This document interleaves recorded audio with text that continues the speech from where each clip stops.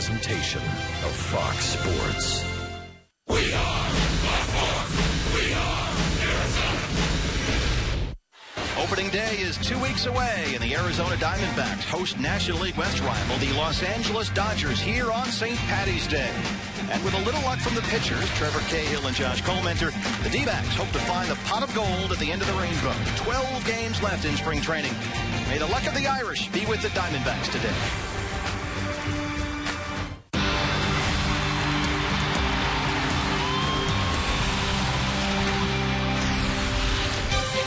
A beautiful, sunny St. Patrick's Day here at Salt River Fields at Talking Stick. Arizona Diamondbacks spring training baseball is on the air. Today it's the Los Angeles Dodgers and the D-backs, brought to you by Lowe's. Hey there, welcome to the broadcast. Steve Berthume, Bob Brunley along the way. Do not adjust your sets. It's 2 green eggs and a ham here. For the first time ever, the D-backs will wear St. Patrick's Day themed caps. And BB, we had to get on board with this whole thing. Absolutely, why not? Once a year we'll throw on the green. Hopefully it'll bring us some luck today. This is a big deal in Chicago, right? It's kind of a new thing out here with the D-backs. Yeah, they color rivers back there in Chicago this time of year. But yeah, we'll start our own tradition here. We are in full spring training mode here. 2 full weeks left in the spring training season of the D-backs, getting some of their key players back. We saw the Venezuelan contingent come back from the World Baseball Classic earlier this week. Now the Team USA players are back, so we're almost back to full strength here as we get set for a game against the Dodgers, and we can start the NL West discussion, BB. And it was a busy offseason in the division. The Dodgers actually started last year when they made that big trade with the Red Sox. They, of course, brought in Adrian Gonzalez, Josh Beckett, Nick Punto, Carl Crawford. All these guys should be good to go. And then they signed Zach Greinke in the offseason. Highest payroll in Major League Baseball going into the 2013 season. The Dodgers are hoping that results in more victories on the field. For the Giants, they're the defending champions, and anytime you're on that pedestal, you're the team everybody's gunning for, and we can't discount the Rockies and the Padres. I know that Kirk Gibson does not discount those two teams, but you have to figure that the Giants, the Dodgers, the Diamondbacks are going to be the cream of the crop this year. Yeah, the Giants decided to spend their money by keeping the guys that won a World Series. They paid Marco Scudero, they paid Angel Pagan. The Diamondbacks, BB, as we've seen already, this is a whole new look this year. Lots of new guys at key positions in 2013. Yeah, the big trade sending Justin Upton to the Braves from Martin Prado, Randall Delgado, and others. Plug some holes. You got an everyday third baseman now, a professional middle-of-the-lineup run producer in Martin Prado, Randall Delgado. Whether he makes the number 5 spot in the rotation out of camp or starts the season in AAA, gives you great depth with your pitching, and the guys at the bottom just filled roles on this ball club that needed to be filled. I think Kevin Towers did a great job this winter. It's been something of a disjointed spring training, BB, and in fact, we did have 7 players go to the World Baseball Classic, so now most of them are back here, and we still have 2 full weeks left to go. Plenty of time left. That was the reason we started spring training so early, knowing that the WBC was going to rob some players from their major league camp, but Kirk Gibson is very confident with the time left and the amount of work those guys put in when they left the team. They'll be right where they need to be come opening day. We have a sellout crowd here at Salt River Fields at Talking Stick, ready for the Dodgers and the Diamondbacks when we come back here on Fox Sports Arizona. The D-backs gear up for 2013. Jody Jackson joins us. She'll look at today's starting pitchers. D-backs and Dodgers, more coming up after this.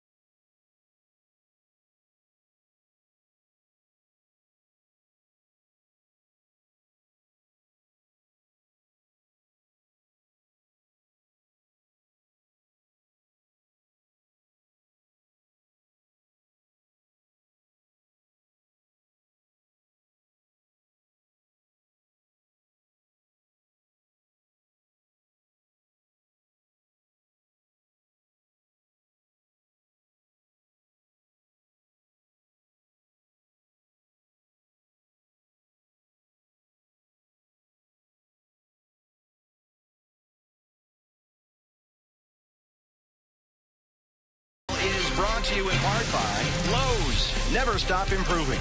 Chaz Roberts. Choose Chaz. And by Papa John's. Better ingredients, better pizza. Papa John's, proud partner of the Arizona Diamondbacks. And welcome back to Salt River Fields. A beautiful day here at the ballpark. Happy St. Patrick's Day to you as the Arizona Diamondbacks get set to take on the Los Angeles Dodgers. Spring training baseball continues right here on Fox Sports Arizona. Hi, everybody. I'm Jody Jackson. Now, the World Baseball Classic continues in San Francisco at AT&T Park. But for the Diamondbacks, their 6 participants in the WBC are back in the fold now, and 4 of them are in the lineup today. Guys like Miguel Montero, yes, they're disappointed that they won't be winning the World Baseball Classic, but now they're focused on the 2013 season for the D-backs. I feel good now, you know. I'm not going to lie, probably on Tuesday I was a little depressed, but I'm kind of sober with. Now I feel good to be back, and you know, nice to be here with the guys and get to know the guys even better. Well, Willie Bloomquist, Heath Bell, and David Hernandez arrived back in town yesterday afternoon. Of course, they were playing for Team USA. But let's focus now on the pitchers today that will take the field for the Arizona Diamondbacks. And getting the start against the Dodgers will be Trevor Cahill, who is penciled in as the #2 starter this season for the D-backs. Josh Colmenter will pitch as well later today. Let's look at the numbers. You see 32 starts for Cahill last season, hitting that all-important 200-inning mark. And for Colmenter, you see the numbers, which were hurt by an April, which was difficult for him in the starting rotation, but he finished strong. He is the utility man for this Diamondbacks team. He can give you a spot start. He is a long reliever. He has been an important part of the team as well. Those two, among others, will pitch today against the Los Angeles Dodgers. Stay with us. Will the luck of the Irish be on the D-back side? Find out coming up next here on Fox Sports Arizona.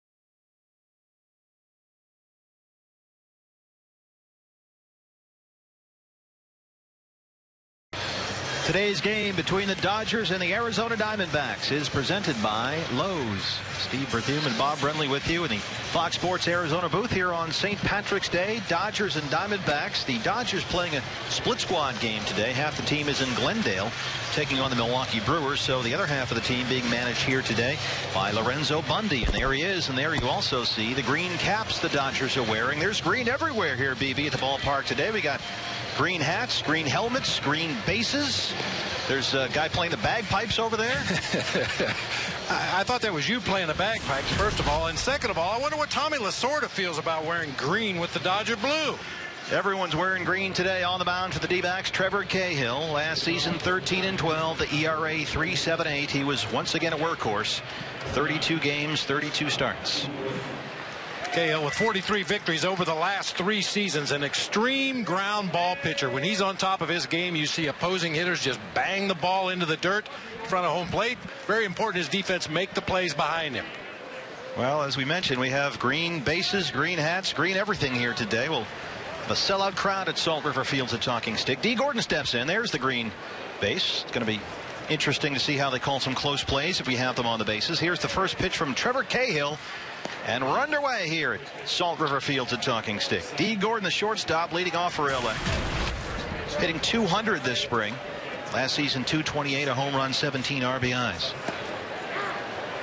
Gordon 5 for 25 in 14 games this spring. Does have 7 walks and 6 stolen bases. Despite the 200 spring average, he's got an on-base percentage of .375. Shows bunt. Martin Prado will charge the bare hand play. Prado got him one down.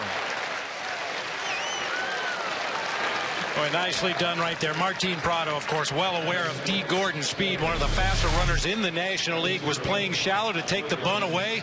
Can't do it any better than that. Nice barehanded scoop and throw, all in one motion for the first out of the game. BB, I got into the park about 10 o'clock this morning, and a lot of the Diamondbacks had already done some pregame workouts. They were in the clubhouse playing cards and relaxing. Martin Prado was out here by himself this morning, taking extra infield at third base. Just him. You love to obviously see that from any of your players, but one of your veteran leaders. You love to see that kind of attention to detail. He wants to catch up to the rest of the ball club. He feels like he didn't get the work he needed at third base when he was away with the WBC team Venezuela. So a little extra work early this morning, and sets a great example for the young players on this roster. Alfredo Amezaga steps in. He's playing second base. This was Martin Prado just after 10 o'clock this morning, and he's the only guy out there. Eventually, some of his teammates wandered out and joined him, but Prado just taking extra infield. He was out there so early he didn't have his green hat yet. That's true. You'll notice he's wearing the traditional spring training cap. The rest of the guys got theirs in the clubhouse. Swinging Bonamezaga, and it stays fair and rolls foul. Cahill smartly lets it roll foul. That's the kind of analysis we're looking for here. Only you would pick up on that. Where's the green hat? What's the deal? Well, I know his teammates were giving him a hard time because technically he was out of uniform. That's right. That's a fine, isn't it? According to his teammates, but since it was for extra work, I'm sure he will be excused in Kangaroo Court. He did play some third base for Venezuela in the World Baseball Classic. Also spent some time in the outfield, and that was the Diamondbacks' concern when Prado went to the WBC. Just please promise us that he's going to get significant time at third base. And even if he didn't get a lot of time in the games, you know he took his ground balls down there every day, worked on not only grounders right at him, but the double play pivot at second base. Martin is not a guy that lets things slide. Here's the 1-2 from Cahill, ground ball second base. Aaron Hill, little issue with it, but takes the play, 2 down. Here's the Dodgers lineup today that'll face Trevor Cahill. We've seen Gordon and Amezaga. Matt Kemp batting third and playing center field. Keep your eye on Yasiel Puig. They are calling him the Cuban Bo Jackson. He is having an enormous spring. Uribe, Van Slyke, Castellanos, Fedorovich, and the pitcher is Ted Lilly. Here is Matt Kemp stepping in now. I don't think anybody in that first base dugout is overly concerned about Matt Kemp's spring up to this point, but it's been pretty uneventful. Only 3 singles and 22 at-bats coming into play today. And there is Boyd. You saw him on deck. Here's Matt Kemp. And yeah, he's a notorious slow starter, BB, in spring training. Coming into today, 9 strikeouts and 22 at-bats. Last spring, he struck out 26 times in 65 Cactus League at-bats. But then, of course, as soon as opening day, they rang the bell, and Matt Kemp set a blistering pace. 3 for 22 as he steps in here. Well, nobody remembers who led the Cactus League in hitting last year, so it doesn't really much matter to a veteran player like Matt Kemp, the numbers that he puts up in spring, just that he gets his swing into the groove that he's looking for. He gets his work defensively in the outfield, gets his legs and arm in shape. The natural talent will carry. It's critical for him this year because he's coming off what turned out to be significant surgery back in October, repairing a torn labrum and rotator cuff damage in that left shoulder. Supposed to be just a cleanup, but they got in there and they found more damage than they thought they would discover. Chopper shortstop. There's Willie Bloomquist back from the World Baseball Classic. 3 up, 3 down in the first inning for the Diamondbacks. Trevor Cahill. When we come back, we'll see the top of the order. Adam Spanky Eaton leads off the first for the D-backs here on St. Paddy's Day.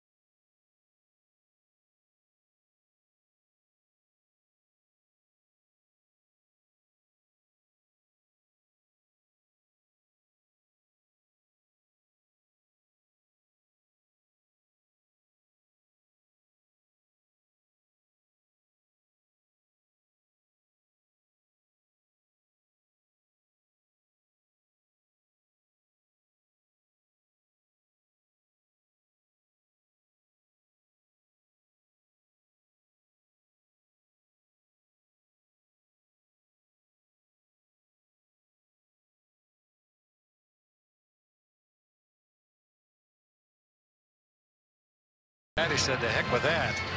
The luck of the Irish here at Salt River Field to Talking Stick. Kirk Gibson in the Diamondbacks dugout, wearing the green. They're wearing the green today. Everybody has a green on, including us here up in the booth. Neon green, glow in the dark. D-backs lineup for Kirk Gibson. They'll face the Dodgers' Ted Lilly here. Adam Eaton leads off. Martin Prado. Jason Kubel bats third. Get the left-handed bat in there at the top of the lineup. Aaron Hill batting cleanup today. Miguel Montero behind the plate. Eric Chavez at first base. Willie Bloomquist back from the World Baseball Classic. He's the shortstop. And the red hot Gerardo Parra bats eighth. Parra hitting everything this week back from the WBC himself. Here's Adam Spanky Eaton stepping in against Ted Lilly in the D-backs first. Typical Ted Lilly beginning to a ball game. It's not unusual to see him wind up and throw a 79-mile-an-hour fastball right down the middle to get the day underway. Fast curve slider change mix from Ted Lilly. Lost that one upstairs a bit. Jim Wolf is the home plate umpire tonight. Adam Eaton having a great spring. 17 for 51. That's a .333 clip. Hit .259 last year in his brief stint with the D-backs. 2 homers and 5 RBIs. Base it up the middle for Adam Eaton, and here we go. So Eaton now 18 for 52 this spring. Well, you love the way Adam Eaton hangs in there against a tough left-handed pitcher. No give whatsoever with that front side. Drives that shoulder right at the baseball. And a clean line drive single into center. Gets the day underway for the D-backs. So here's Martin Prado. And we'll see what happens here. The Diamondbacks this spring have been very aggressive, BV, on the bases, and that's what they want from Adam Eaton. You almost get the sense they're spending the spring trying to kind of find out what they can get away with or how far they can push it on the bases. Yeah, find the limit. Find the maximum lead that you can get over there at first base against a right-handed pitcher. Same thing against the left-handed pitcher. Pay attention to the pitches that the catcher calls with a runner at first base. Try to learn as much as you can about this National League West opponent before locking up during the regular season. Prado last season with the Braves, 301. He's had a slow start this spring with the D-backs, 6 for 26 coming in. But he was a key member, as we mentioned, of the Venezuelan WBC team. In 3 games, Prado raked. He had 455, 5 for 11, 3 doubles, 2 RBIs, 2 walks. He's ahead here, 1-0. And Prado has given himself up several times already this spring with a runner at second base and nobody out. Just move him to third with a ground ball to the right side, and your average will suffer if you're that kind of hitter. Since 2009, only Ryan Braun has more multi-hit games in the National League than Martin Prado. Only Braun and Joey Votto have hit more doubles over that span. Diamondbacks a chance here to set the tone early in the first with a leadoff single by Eaton, who's back safely at first. Scott Van Slyke is the first baseman today, and yes, he is Andy Van Slyke's son.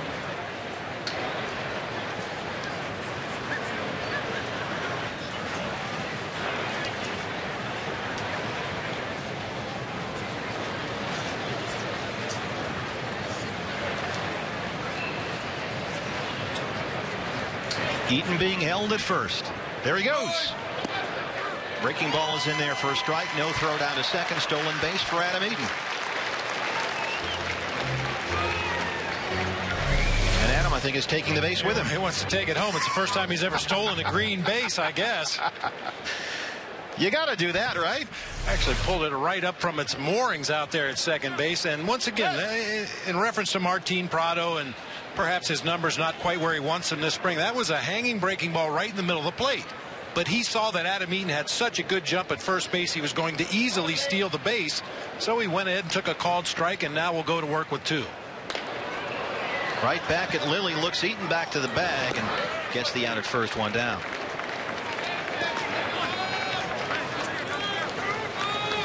It's the little things. That's what Kirk Gibson has said he really likes about this ball club and about Prado in particular. And really all it takes is a couple of your veteran players to think along those lines. Think unselfish baseball. Think team baseball. And it will filter down and affect everybody on the roster. And Martin Prado, a great example setter for these young players. Jason Kubel batting third today, playing left field. .253 last year. His first season in Arizona. 30 homers and 90 RBIs. Looks at a ball upstairs. Jason this spring in 10 games, 5 for 24. Has a homer and 3 driven in. Despite the .208 average this spring, he's got 6 walks, so he's getting on base. The OBP is .367 as he steps in here.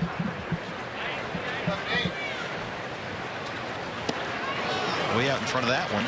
Lilly back even at 1-1.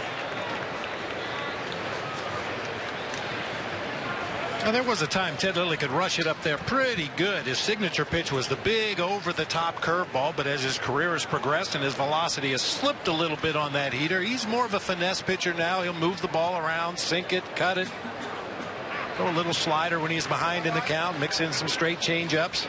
Well, the Dodgers have tons of rotation depth here, and of course all eyes today in Glendale, where Zach Greinke did throw a 38-pitch bullpen session today, 6 days after having plasma injected into his elbow where he had some inflammation. Kubel takes a strike. Big day in Glendale. Greinke threw. And Carl Crawford is making his Cactus League debut for the Dodgers today. He is the DH in the split squad game against Milwaukee. So Don Mattingly is overseeing things in Glendale, and as we mentioned, Lorenzo Bundy managing the Dodgers here today. Here's the 1-2 to Jason Kubel. Adam Eaton off second base. Struck him out.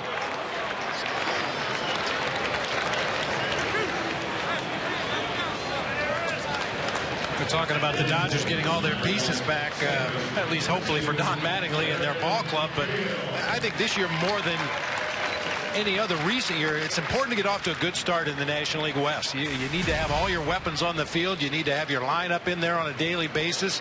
You need to have your rotation and bullpen set when you break camp. Figures to be a highly competitive division. Every team has a chance to win. Here's Aaron Hill batting cleanup today. Looks at a strike. If you happen to get off to a slow start this season, you may not be able to recover given the strength at least of the Diamondbacks, Dodgers, Giants in this division. I think it might be one of the best division races in baseball, a real 3-horse race, and the Padres can be a pain in the neck. We saw that in the second half, and Colorado offensively can wear you out 1 through 8. Aaron Hill coming off that enormous offensive season last year, 302, 26 homers, 85 RBIs. It's a ball upstairs. This spring, Aaron in 10 games hitting .393 as he steps in here. 11 for 28, 4 doubles, 5 RBIs. He's slugging .536 this spring. In and out of the lineup last week. A little bit of a bug going around the house. Some of the kids were sick, and Aaron caught a little touch of it. Says he's feeling better now, though.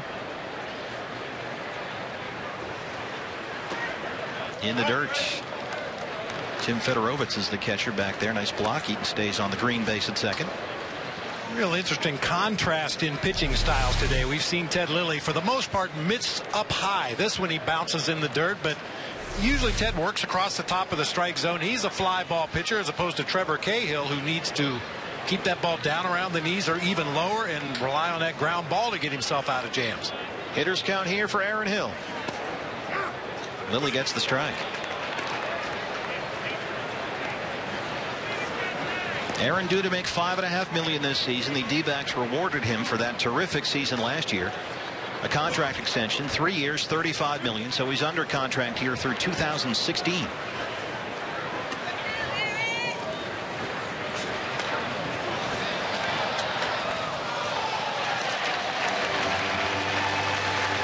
Lilly, pretty much a high ball pitcher, gives up a lot of fly ball outs, and for me, Aaron Hill's a real good high ball hitter. This should be a good matchup for the D-back second baseman.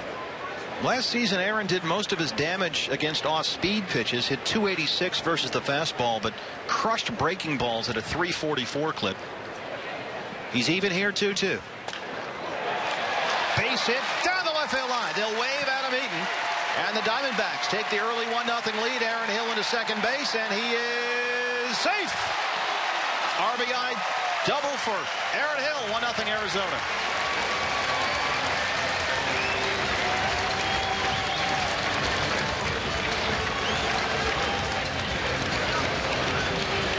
Some creative creative base running out there at second base for Aaron Hill. He realized he was going to slide into an easy out at second base, so he kind of tap dances his way around the tag, picked on that breaking ball you just mentioned, a real good off-speed hitter, and smacks it off the glove of Juan Uribe down there at third, and there's the fancy footwork. 1, 2, cha-cha-cha.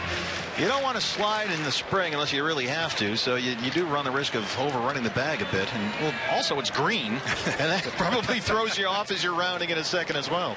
Here's Miguel Montero.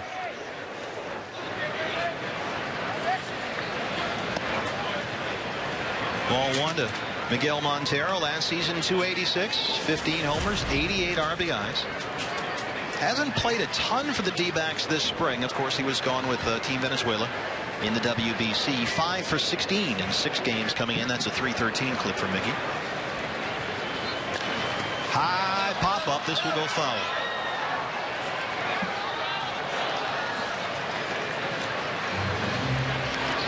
Big crowd here today, BB. It's been jam-packed full here all week long. Standing room, the berm has always been full. It's been a terrific week for attendance here at Salt River Field. Where would you rather be? Just beautiful sunshine in the afternoon. You got a big league ball game going on right in front of you. Great food, great fans.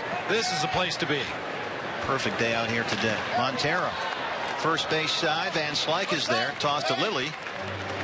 And that's the side. But the Diamondbacks get a run on 2 hits. We're through 1-0. Arizona leads LA. When we come back, we'll talk to the D-backs first baseman Paul Goldschmidt. Goldie joins us from the dugout. Coming up.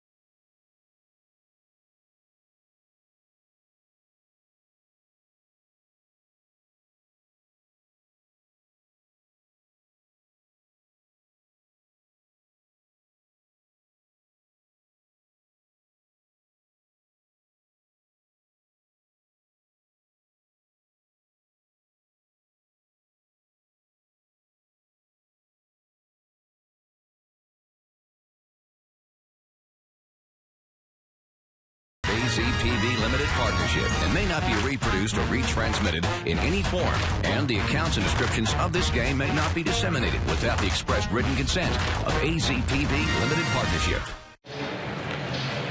Set for the top of the second inning. The Diamondbacks lead the Dodgers 1-0. Adam Eaton and Aaron Hill base hits in the bottom of the first against Ted Lilly.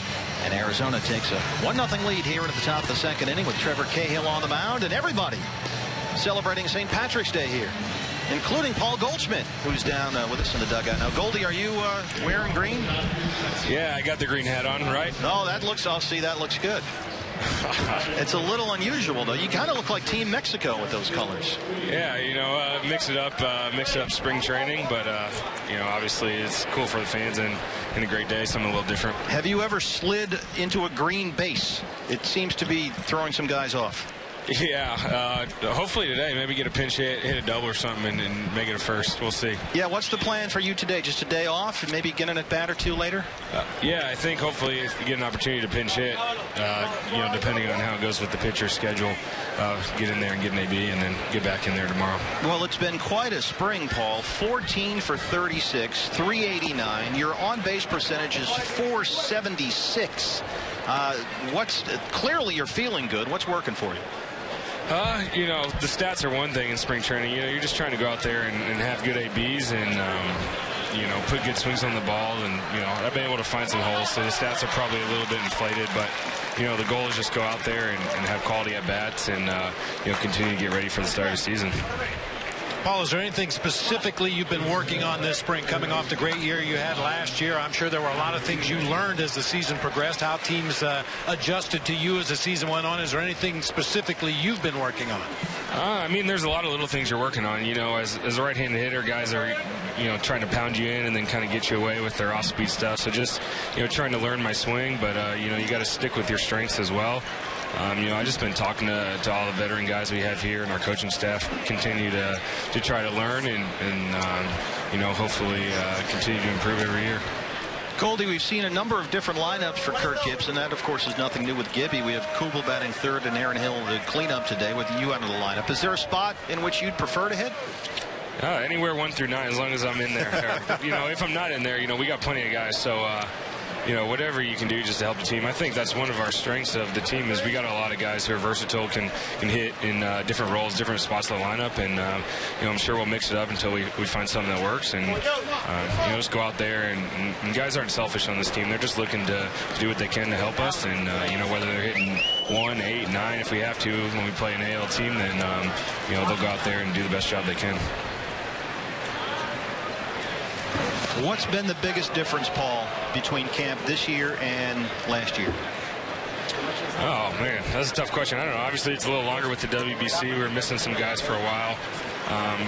We got some new players. I think last year was in camp was a lot of the same guys from the year before, and this year there's a bunch of new faces, and so guys are getting to try to know each other and talking to each other, learning each guy's tendencies. Say there's new pitcher we got, I want to see what pitches he's throwing so I can defensively know where to play and see how he likes to pitch guys. So just getting to know everyone, and then same old stuff about getting ready for the start of the season.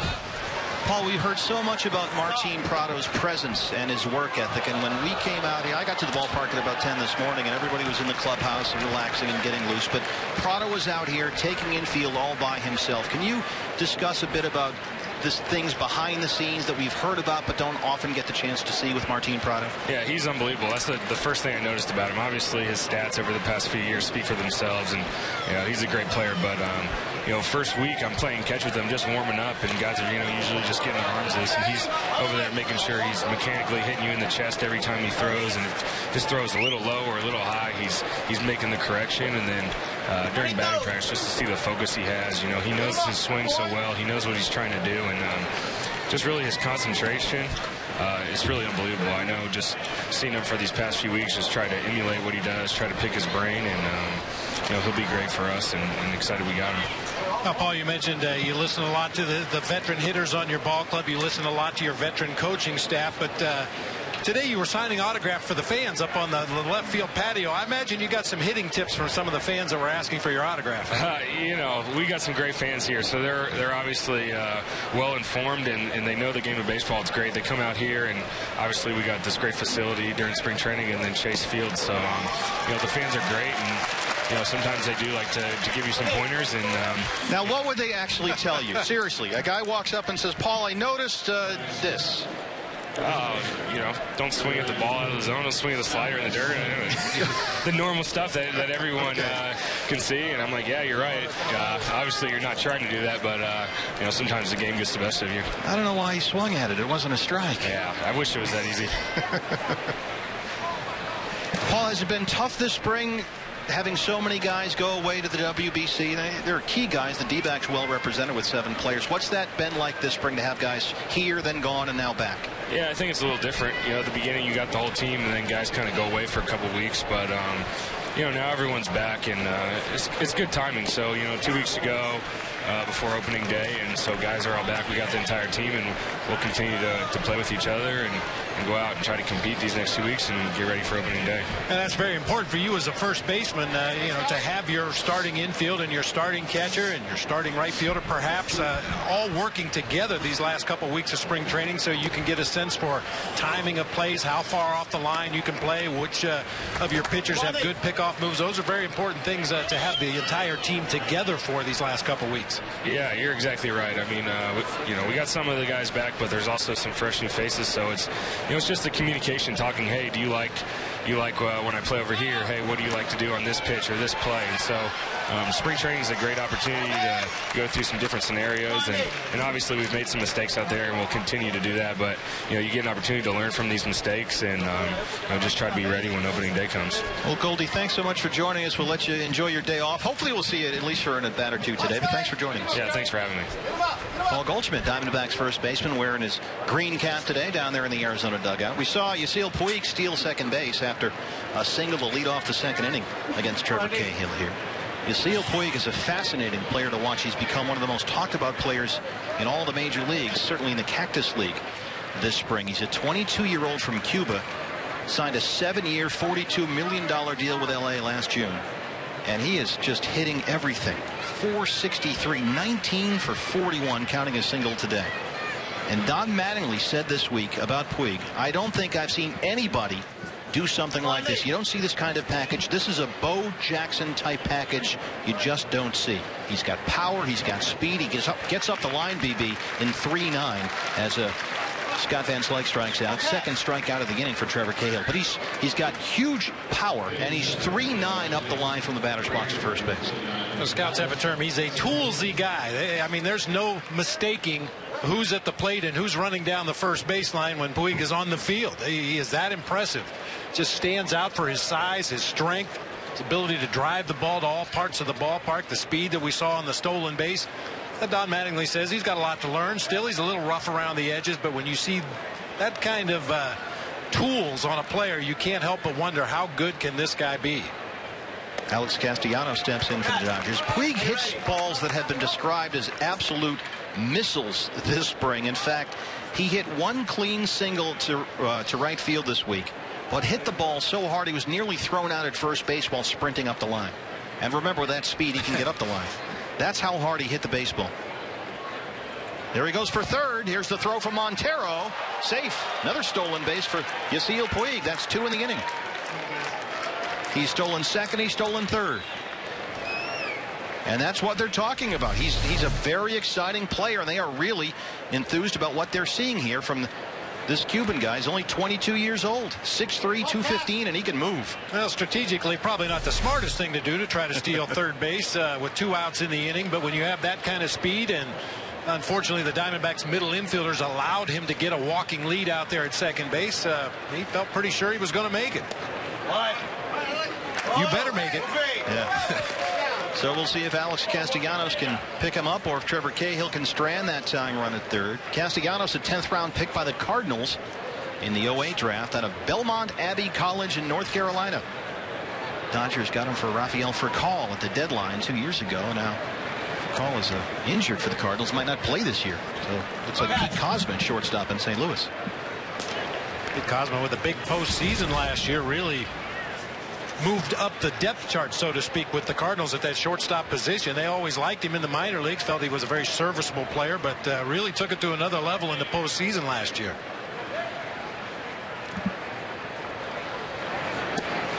Cahill misses outside and it runs full. Castellanos, 17 games this spring, 7 for 33. He's got power, 3 homers and 8 RBIs. He's also, however, struck out 10 times. Big numbers in AAA last year.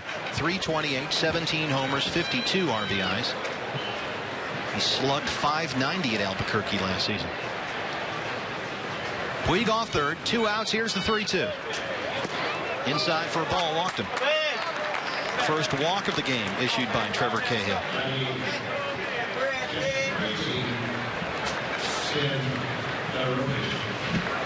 So with 2 outs and 2 on, here's the number 8 man, the catcher Tim Fedorovich.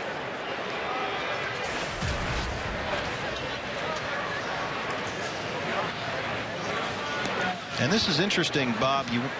Not that you want to see pitchers struggle, but you do want to see them pitch in spring training in high leverage situations. And this is a good exercise to see if Cahill can strand these runners here with 2 outs. Well, Trevor was able to do a nice job of that last year. Stranded over 71% of the runners that were on base against him. And you're right, in spring training, this is the time you don't mind pitching out of some jams, especially later in camp, to really get those competitive juices flowing for the regular season.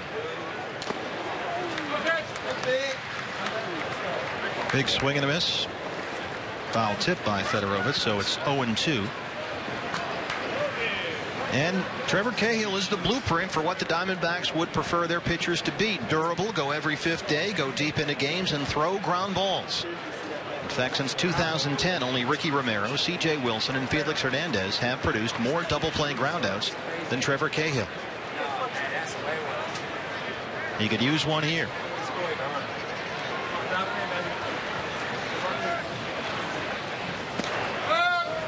Montero throws down to first. Castellanos is back safely. Like Castellanos is trying to set up one of those delayed steals where you take a couple of big crow hops off the bag at first and then break for second base as the ball is getting into the hitting zone. And Montero saw that big secondary lead and snapped a throw down to first to chase him back to the bag. Puig at third, Castellanos the runner at first. Ground ball. Third base side. Prado steps in front of Bloomquist. They get out the short way. And the Dodgers strand 2. Bottom second coming up. D-backs lead LA 1-0.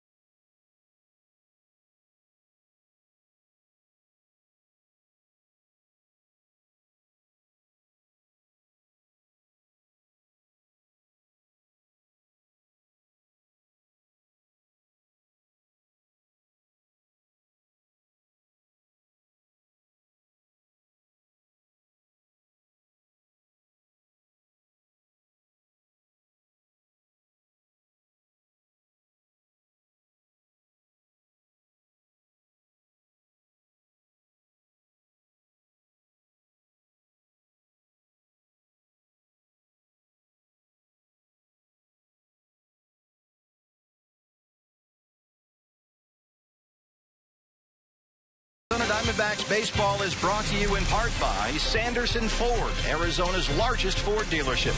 Gila River, new members receive $25. Visit winGilaRiver.com for more details. And by Papa John's, better ingredients, better pizza. Papa John's, proud partner of the Arizona Diamondbacks. Set for the bottom of the second inning here at Salt River Field at Talking Sticks. Sellout crowd here on this beautiful St. Patty's Day. It is a perfect day to be out at the ballpark. And wearing the green, Diamondbacks wearing the green caps. First time they've ever done that. First time they've worn St. Patrick's themed caps.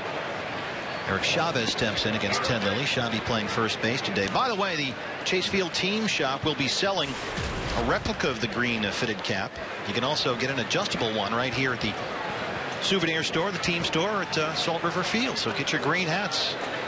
They're going fast. Eric Chavez, 281 last year with the Yankees. Yeah, there's where you can just walk right down there, down the left field line. I was in there the other day getting some stuff. Yeah, tell them Bert sent you. Yeah. Give you a discount. They'll actually charge you more. But Chavez waited on that slow breaking ball and fouled it back. Chavez last year with the Yankees, 281. 16 homers and 37 RBIs. This spring, there are the numbers, 8 for 24. Got a homer, 6 RBIs in 10 games, hitting at a .333 clip, and we expect him to be a valuable addition this year. Chopper first base side, and it's foul. A little different look to the game today for Chavez, playing first base rather than his normal third. Over 1,300 games in his career at third base, only 13 on the other side of the diamond. Of course, Paul Goldschmidt, we talked to a little bit earlier, figures to get the overwhelming majority of playing time down there at first base, but it's always nice to have a plan B against a tough right-handed pitcher. Eric may see himself down there at first base a little bit this year. Fouls it back there. The great thing about Eric Chavez here, BB. As you mentioned, not only does he give you the experience, and he can give Prado a day off at third base, and he gives you those big league at bats late in games off the bench, but there's also versatility there. He can play third, he can play first, he can DH for you. So lots of options here for Kirk Gibson with his bench.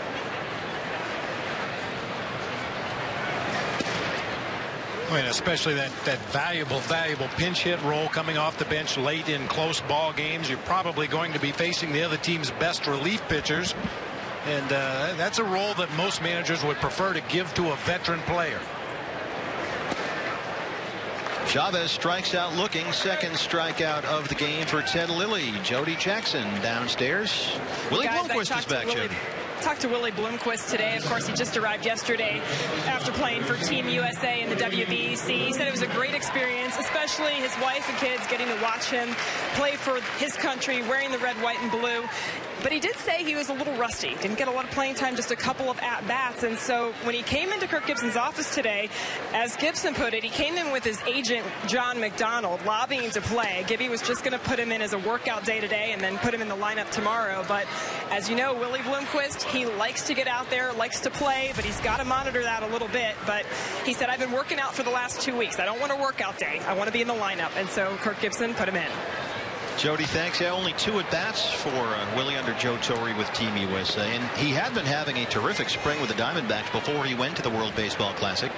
Willie, there it is. 7 for 19. That's a 368 clip in 7 games. 3 doubles, 3 RBIs. But only 2 at-bats, and that's the danger. That's why some teams don't like their players, BB, going to this event. You got to promise me my guy's going to get his work in, and they can't always do that. That's almost impossible to do for any of the teams in the WBC. Guys leave their major league roster. All of a sudden you find yourself on a roster full of veteran major league guys that are used to playing on a regular basis, and unfortunately somebody has to be a reserve off the bench from time to time. And if you don't get the regular live pitching you're used to seeing this time of year, you almost feel like you backed up and have to start over again. Yeah, especially when you've had a good start to the spring like Willie has. And of course David Wright was a late scratch in that 3rd game for Team USA, so Willie might not even have played at all or gotten even his 2 at-bats had Wright not been injured. Yeah, it's hard to believe that David Wright would have been taken out of Team USA's lineup the way he was swinging a bat in the WBC, but everyone calling him Captain America. Willie missed outside there. And it's 3-2 to Willie Blomqvist. Diamondbacks lead 1-0 here in the bottom of the 2nd. Adam Eaton leadoff single in the 1st, and Aaron Hill batting cleanup today drove him in here with everybody celebrating the green. That's a good look.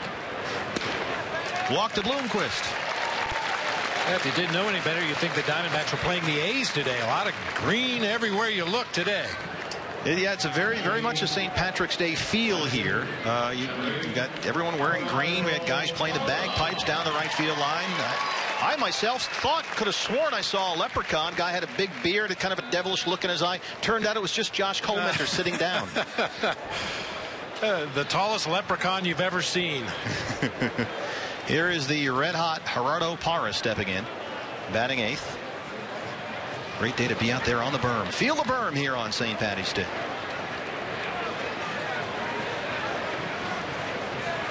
Parra has come back from playing for Team Venezuela in the World Baseball Classic, where oddly enough he did not get a hit.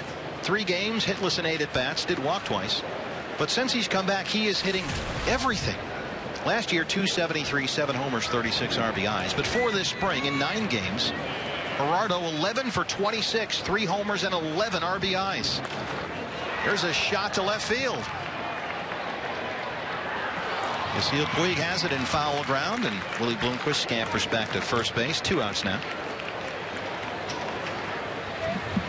Parra didn't want to waste any of his hits in the WBC. He wanted to save them for when he got back with his ball club. And he has really hit the ground running since coming back. How about this? This is Steve Sachs coming out to do the lineup cards, and that's not what we're looking for. That's not exactly Irish, is it?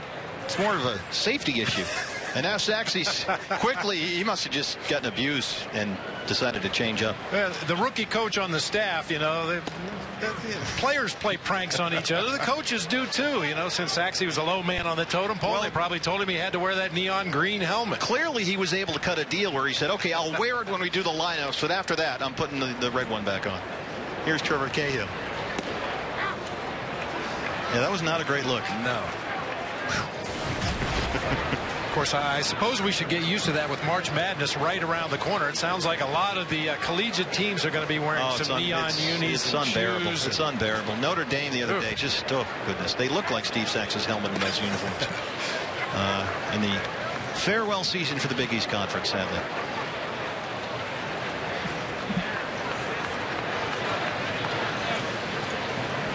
Out on the berm, wearing the green. 1-2 to Trevor Cahill now. Pops him up.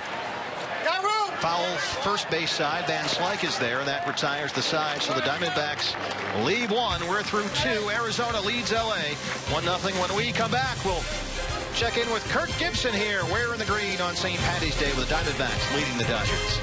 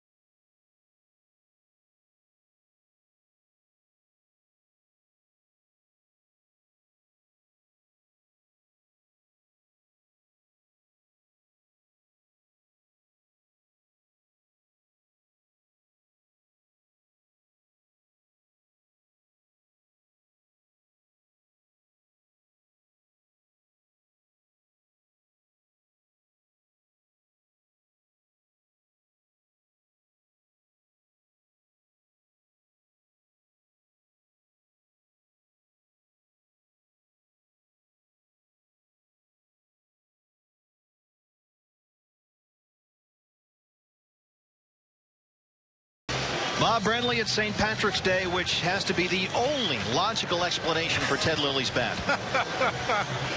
It looks like a lightsaber. Yeah, it does. Something right out of Star Wars or something. I mean, hey, I've seen Ted Lilly hit. It doesn't matter. He might do better with a lightsaber. Yeah. Wow, that is weird, wild stuff. Kirk Gibson joins us from the D-backs dugout. Gibby, do you see this bat across the field there? Yeah, don't jinx yourself. I know. I've competed against Lilly several times, and I know Tram had him in Chicago. He thinks he can hit. I know that's a fact. This guy is a heck of a competitor, any way you look at it. So far, so good for Trevor Cahill. What's Trevor Cahill's plan today? I know you also want to have Josh Coleman and some other guys work. Yeah, throw strikes. You know, early in the season, couldn't find his release point. Last outing, it was much better. I think he's just trying to kind of find his arm slot right now. Then once he does that, he can work the ball a little more. Yeah, Gibby, with about 2 weeks to go here now, how long would you like to see your starters go here this week? 5 innings today for Trev. Hopefully 75 to 80 pitches. Then they'll go up to 90, 95 the next outing. Hey, Gibby, off topic here a little bit. Talk about the number 5 spot in your rotation. Obviously, a very spirited competition to win that last spot between Delgado and Corbin and Skaggs. And they've kind of been inconsistent. They show you one start that, yeah, maybe they're getting it a little bit. This is a guy that could help us this year. And then maybe the next time they slide back a little bit. Is that kind of what you expected from these young guys? Well, I think Skaggs has been the most inconsistent. He really struggled. Lost it yesterday in his last inning. Just really couldn't find his release point and was trying to correct it out there, but kind of got a little too mechanical. And he was unable to throw strikes. I think he walked 4 in that last inning, and I had to remove him. Delgado had a really good outing his last outing. We had a night game here, threw the ball really well. His two-seamer was really working, was throwing his changeup in any count, and as well as his breaking ball. And really, Corbin's probably been the most consistent. He had one rocky outing, but kid, he had a good year last year. We brought him up early in the year, sent him back down to AAA, and then he came back again, and he's kind of figured some things out and understands. But the key for him is to be able to throw the ball to both sides of the plate, certainly his arm side. It makes it a lot tougher on the lefties, which he had a little bit of problem with last year.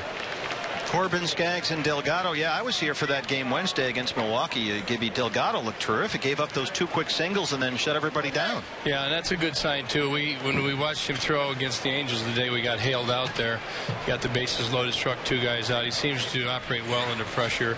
The other night, he got a couple guys on, worked his way out of it, and kind of settled in nicely. Now, you almost have your full squad back here virtually. The Team USA guys came back, Gibby, and we understand that, as usual, grumpy old Bill walked into the office and demanded to play, and he had some representation with him. Can you explain that? Yeah, Johnny Mack, I don't know if he's the mayor or his agent, but yeah, we had it all set up before Bill got back, though, you know, and I knew he was going to play, but I didn't have him in the lineup, and he came in and requested that he could play, and we thought maybe an A-ball game would be more fitting since he hadn't had much activity. Of course, that's what Johnny Mack and Aaron Hill and Pennington, they all wanted me to say, which I did, and he's kind of looked at me and he said, well, whatever, you know. But, yeah, Bitter Bill's back, and it's good to have him back, and he's in the lineup today. He's bitter, he's grumpy, he's his old self. Yeah, that's what makes him good. Gibby, how important is it to have, you know, pretty much your full team intact now for the last couple weeks of camp? It's good, and, you know, we got everybody kind of have targeted bats for some of these guys, so we're going to utilize minor league games starting this week, make sure everybody gets maybe 50 at bats or so before we go into the season. Get him, Hilly. You know, Didi Gregorius is getting ready to start throwing across the diamond here on the 22nd. So we're going to put him down in the minor leagues to DH 6 out of the next 7 days. Get him 25, 30 at bats. You know, just try to keep everybody healthy. Yet I'm going to have to start back-to-back, and guys are going to have to play longer into games. Gibby, when we started with this inning, we saw Ted Lilly's neon green bat. I noticed when Steve Sachs came out to exchange the lineup cards, he was wearing a bright neon green helmet. He kind of looked like the great Kazoo out there. Well, you know, Saxey, he's the rookie on the staff, so he gets treated like a rookie. Now, was that there? We're getting a shot of it right now. Yeah, it was a setup. Yep, and Matty had his nice red one on. We made him take the lineup out. Made him run all the way down to first base with his lime green hat on. Then we had the bat boy take the real one out there. But, yeah, we have a lot of fun. My staff is relentless, just like they were as players. There was no discussion as to whether he should wear it for the entire game? You figured that was enough torture, just the lineup? Well, Matty was in charge of that, so. Matty's getting kind of sneaky, you know. He's kind of behind-the-scenes guy, but they're all starting to realize that he's really at the lead of all this stuff. Gibby, thanks very much. Happy St. Paddy's Day. Appreciate it. Thank you.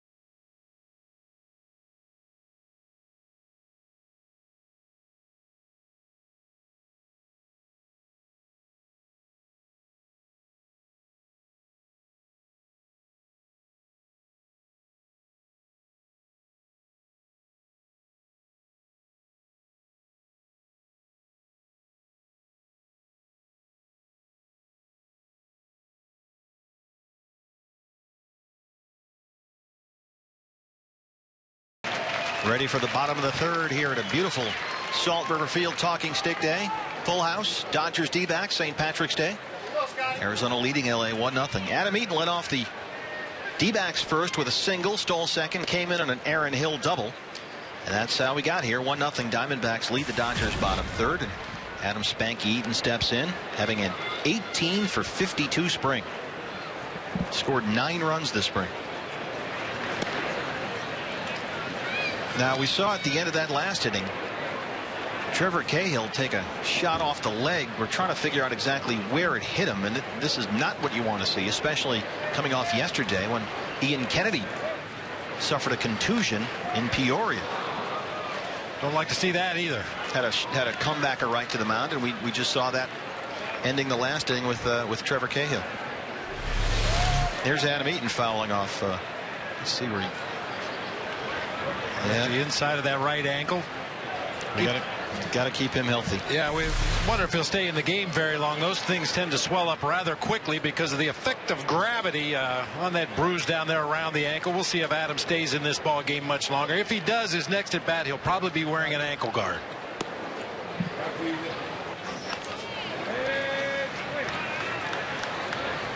You talk about that shot that Ian Kennedy took off of his leg yesterday, and at some point we need to stop and tip our cap to Ken Crenshaw, the head athletic trainer for the Diamondbacks, and his fine staff for keeping these guys on the field. Something seemingly as innocent as a ground ball that happens to hit a pitcher in the leg. I tell you, a lot of work goes into keeping the swelling down, making sure that area stays mobile so that he can continue to do his workouts, continue to do the things he needs to do. And every athletic training staff in the major leagues is extremely busy this time of year. Adam Eaton on base again with a walk here in the third. Here's Trevor Cahill now. That's in the dugout right after the last half of the top inning. You can see it's like he took one right in the shin, and here it is. And remember, yesterday Ian Kennedy suffered a contusion when he had a comebacker hit him off the leg. So that's 2 in 2 days here for the D-backs. That's a real hard thing to practice too, Bert. I mean, they do pitchers fielding practice. The coach will stand at home plate and hit comebackers back to the mound like we saw right there to Trevor Cahill. But the reality is you never really want to hurt anybody, so maybe you don't hit them quite as hard as they're going to see in game action. And you just hope that the experience of getting themselves into a good fielding position, being ready to defend themselves out there on the mound, carries over once the games start in earnest. But it's very, very tough to simulate a hard shot back to the mound. Martin Prado had a grounder back to the mound in the first inning as his first at bat. And this is the situation the Diamondbacks want to see all season long. Eaton on base and Prado presumably in the 2-hole hitting behind him. This is a professional hitter here and a guy that with great bat control, great pitch selection. You can really do some things here. So Gibby and the staff has some options with Eaton on first and Prado hitting second. And it's just as much his mental approach to his at-bats as it is what he does physically in that batter's box. With a runner at first base and a big hole on the right side, you would anticipate him looking for something away and trying to shoot it that way. There's the ground ball in the hole. It gets into right field. Eaton heads for third. First and third, no out for the Diamondbacks here in the third. He wanted to hit it to the right side, and there it is. You look where the weakness is in the defense, and obviously with the runner at first base and the first baseman holding on that runner, it leaves a big hole on the right side of the infield. And Martin Prado with that slashing inside out swing didn't hit it hard, but hit it in the right spot of the field to take advantage of the weakness in the defense. Third hit of the game for the Diamondbacks, and now with a 1-0 lead here and nobody out. They have 2 on for Jason Kubel. Kubel hitting in the 3 spot today and playing left field. He struck out looking in his first at bat. So Jason now 5 for 25 this spring.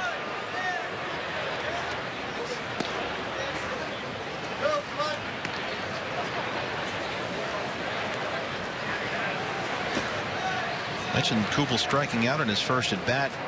What hurt Jason last season, a big increase in strikeouts. In 506 at bats, 151 Ks.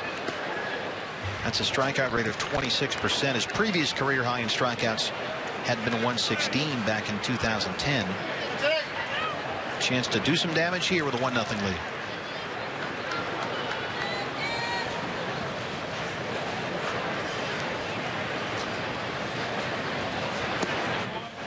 Ted Lilly has missed you with the first 3 here, so it's 3-0. And Aaron Hill, who's already had an RBI double, is on deck. There's Aaron, off to a red-hot start this spring. 12 for 29. 3-0 to Kubel. Gets the strike.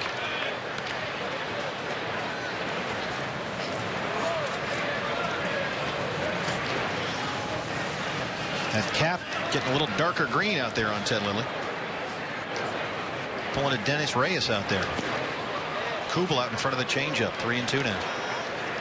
I mentioned earlier, Ted Lilly, more of a finesse pitcher at this stage of his career. Perfect example right there. 3-1 count to a left-handed hitter. Throws a straight changeup, a pitch that most lefties don't throw to left-handed hitters, but Lilly able to get it in there for a swinging strike. Is that the part when you're a lefty? Is that the part where you're crafty?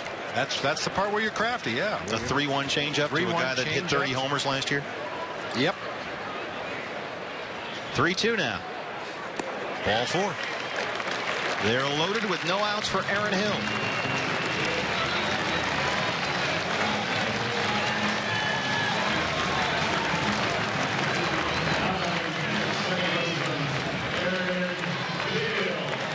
Dodgers bullpen is busy. Ronald Belisario is up. Boy, the feeling that the two managers have in the dugout in a situation like this couldn't be any more opposite. Right now, Don Mattingly, or rather Lorenzo Bundy, the acting manager today, is just thinking, limit the damage. You know, we'll give up a run right here. If we can get out of this inning giving up one, we'll be happy with that. Kirk Gibson, on the other hand, wants a lot more than one run out of this situation. He's greedy right now. Chance for some major damage here. Aaron Hill, 302 last season, 26 homers, 44 doubles, 85 RBIs. He slugged .522, and we'll have a conference out there right now. Lilly's really having trouble locating. He got behind on Kubel 3-0, and now he's down here 1-0 to Aaron Hill. He appears to be being scolded out there.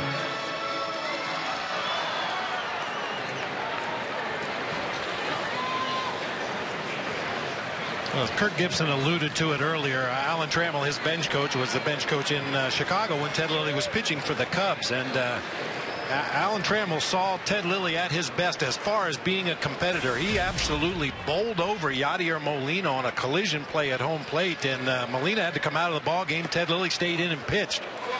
He will forever be in Cubs lore for that alone. There's the pitches. He's up to 55 now.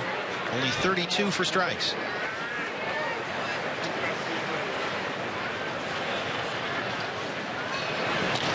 Chopper third base side. That's a foul ball.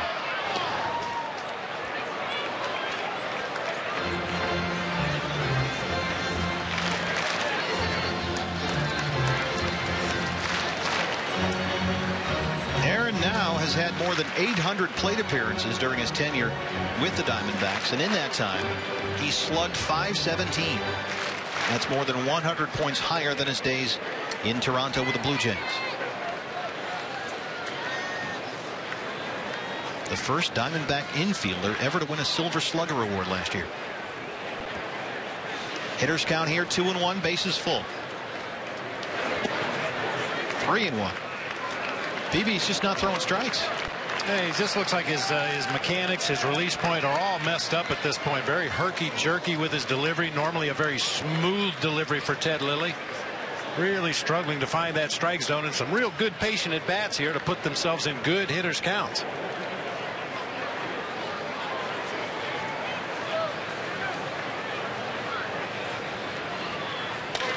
There's a base hit into left field. One run will score. They'll wave Prado. He scores as well. 3 RBIs on the day for Aaron Hill, and it's 3-0 D-backs.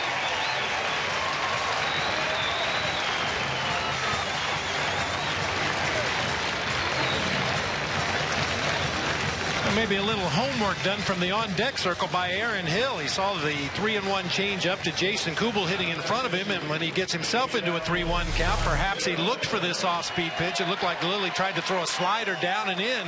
Aaron Hill was all over it. Line drive down that left field line to score 2.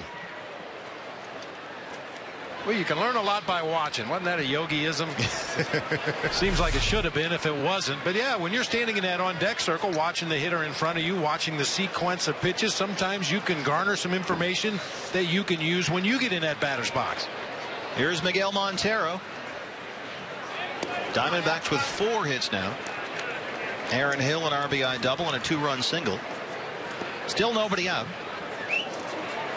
Montero grounded to first in his first at bat earlier today. Now 5 for 17 in 6 games this spring.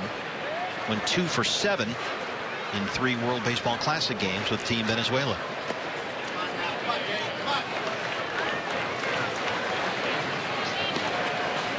Last season, Miguel Montero led the majors, 1,190 innings behind home plate. He is an amazing workhorse back there. And at one point last year, set a team record by starting 20 straight games behind the plate. And remarkably, didn't seem to wear down at all. Hit .307 over his final 93 games. Gets through up the middle. Kubel coming home. 4-0 D-backs. RBI single for Miguel Montero.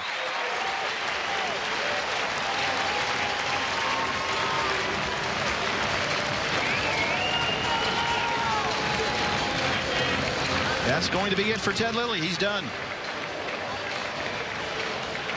Well, if you're Ted Lilly, about the best thing you can say about today's outing is he got his work in, got his pitch count up there. Wasn't a performance I'm sure he was looking for on a pitching staff full of starting depth. He was looking to find his own niche in that Dodgers starting rotation, but rough one today for Ted.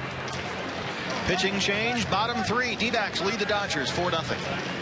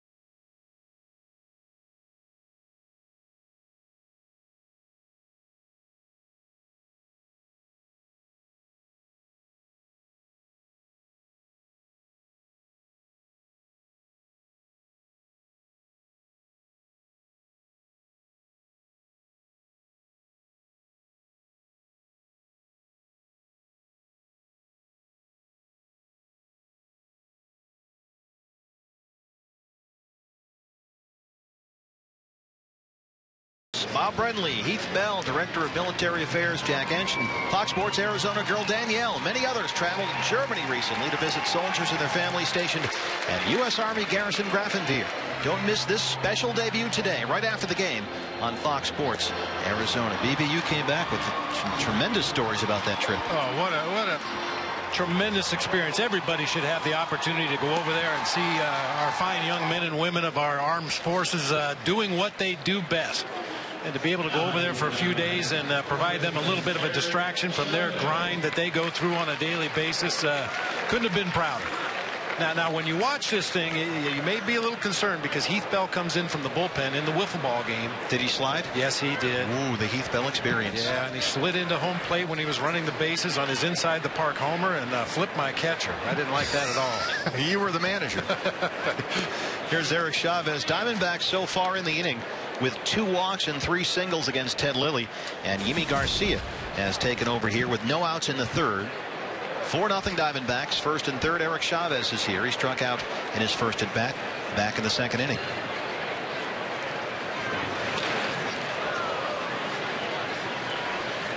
Chavez not at all concerned with the idea of initially backing up Martin Prado at 3rd. Chavez says, you know what, it doesn't matter. Prado is a stud, one of the top 20 or 25 players in the game. And Chavez said he told Gibby, I don't need anything in the way of assurances about at-bats or playing time. I'll just be ready to go every single day, and we'll figure it out. And that's what you want to hear from a veteran guy like that. Tremendous attitude. And I think at this stage of his career, and most players get to that stage where they realize that they're no longer an everyday guy. They can't play 155 regular season games and expect to stay healthy and stay productive. But they want to win. They want to be in a situation where the team has a chance to win. Fly ball, center field. Matt Kemp is under it. Hill tags and scores. 5-0 D-backs. Sacrifice fly and an RBI for Eric Chavez.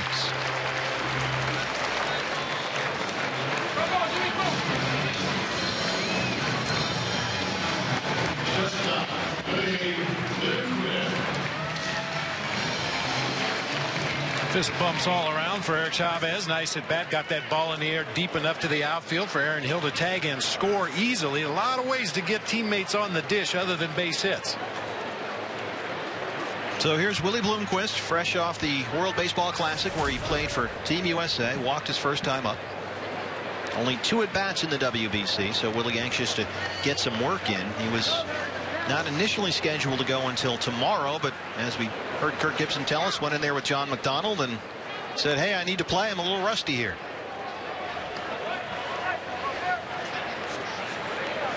Willie, 35 years old, his 12th season in the major leagues. And it just shows you, if you can do some small things well and you can show some versatility, you can play in this league a long time.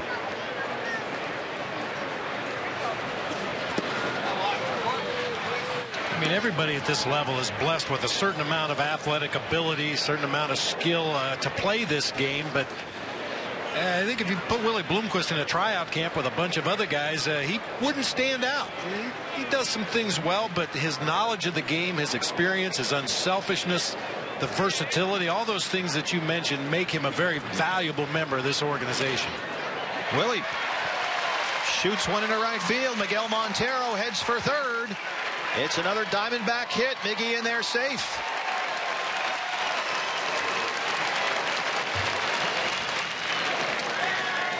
Fourth hit of the inning for Arizona. Get on that merry-go-round. First to third, first to third. Managers and hitting coaches love to see that. Not only the base hit into right field, little jam shot that gets down in the grass in shallow right field, but good aggressive base running by Miguel Montero to turn the corner at second base and slide into third. Keep the pressure on the defense. And another World Baseball Classic participant steps in. This is the red-hot Gerardo Parra. First and third now, 1 out. 4 runs in this inning.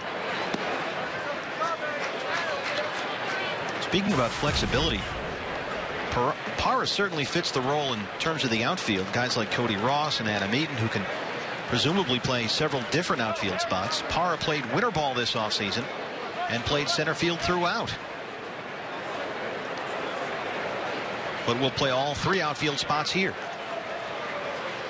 Yeah, that's a lot easier said than done as well. Any outfielder will tell you playing center field is by far the easiest because you see where the pitch is in relation to the batter's bat coming through the hitting zone. You get a better jump anticipating where the pitch is on the plate and where the hitter's most likely to hit it. Don't have that same luxury from the corner outfield spots. There goes Willie. He's in there safe.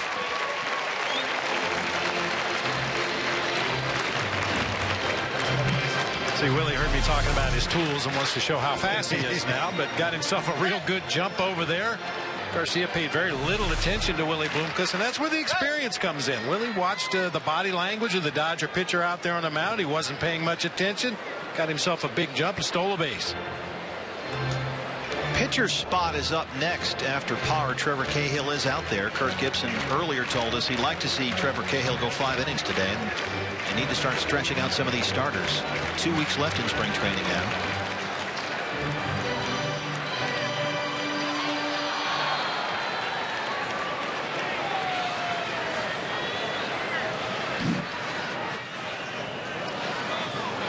And the goal with all these outfielders is to get them all 500 at bats. Kirk Gibson said getting Parra 500 especially will be one of the priorities. He swings and strikes out. 2 down now in the inning. And a chance for Cahill.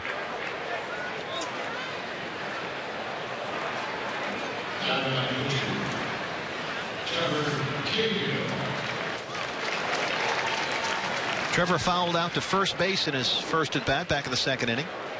9th man to hit in this inning for the Diamondbacks.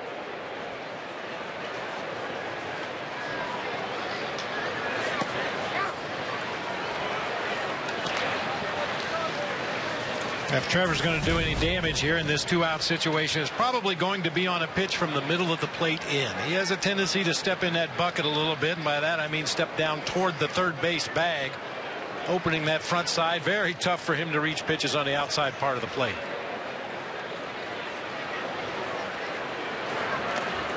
Big swing and a miss there. D-backs bullpen is quiet. Dodgers bullpen is quiet.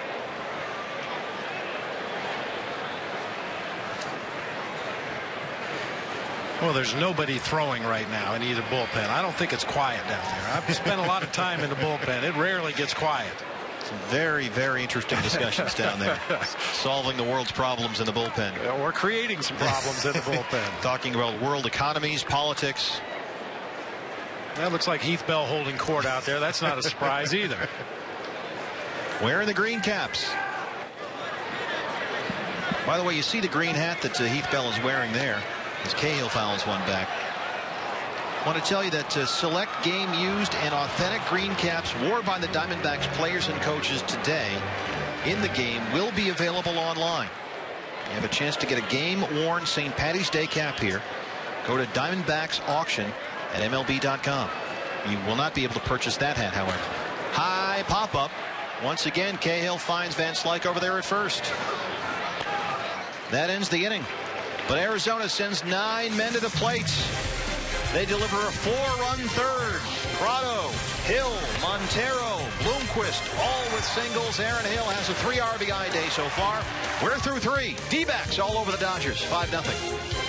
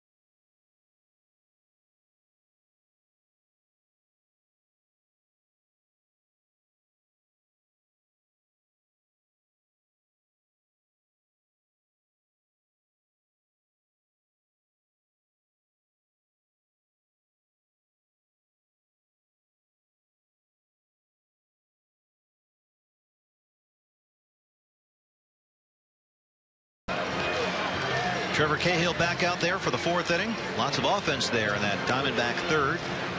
4 hits, 4 runs. Arizona leads the Dodgers 5-0. Hey, in 15 days, the D-backs begin their 2013 season as they take on the Cardinals at Chase Field. The Diamondbacks opening day coverage begins April 1st at 6 o'clock right here on Fox Sports Arizona. We are looking forward to that. 2 more weeks, though, BB. Yeah, a lot to be done in a couple of weeks here, even though most guys would tell you that they're just about game ready at this point. Time to fine-tune some of the skills in the game, maybe for pitchers to work on that 3rd or 4th best pitch in their arsenal, for hitters to maybe start to try to hit the ball with a little more authority, drive it into the gaps or out of the ballpark. But 2 weeks, Gibby's going to have his eyes wide open. He and his staff have a lot of things to put in their notebooks, not only for the beginning of the regular season, but in the event that they have to reach down to the minor league level at some point during the regular season. You want to make sure that those guys as well are ready to start their regular season. This is a split squad game for the D-backs. The other half of the team is in Tucson, right, playing the Padres. And they lead 2-0 in the 5th, Arizona. Here's Matt Kemp. Grounded to short in his first at bat back in the 1st inning. I thought we might do the game from Tucson just for old time's sake. That was the only spring training facility I knew as the manager of this team. But Very glad to be here at Talking Stick today. Oh, and it is packed. It's a great day to be here. Not too hot, perfect temperature. There's just a little breath of wind out there in right center field.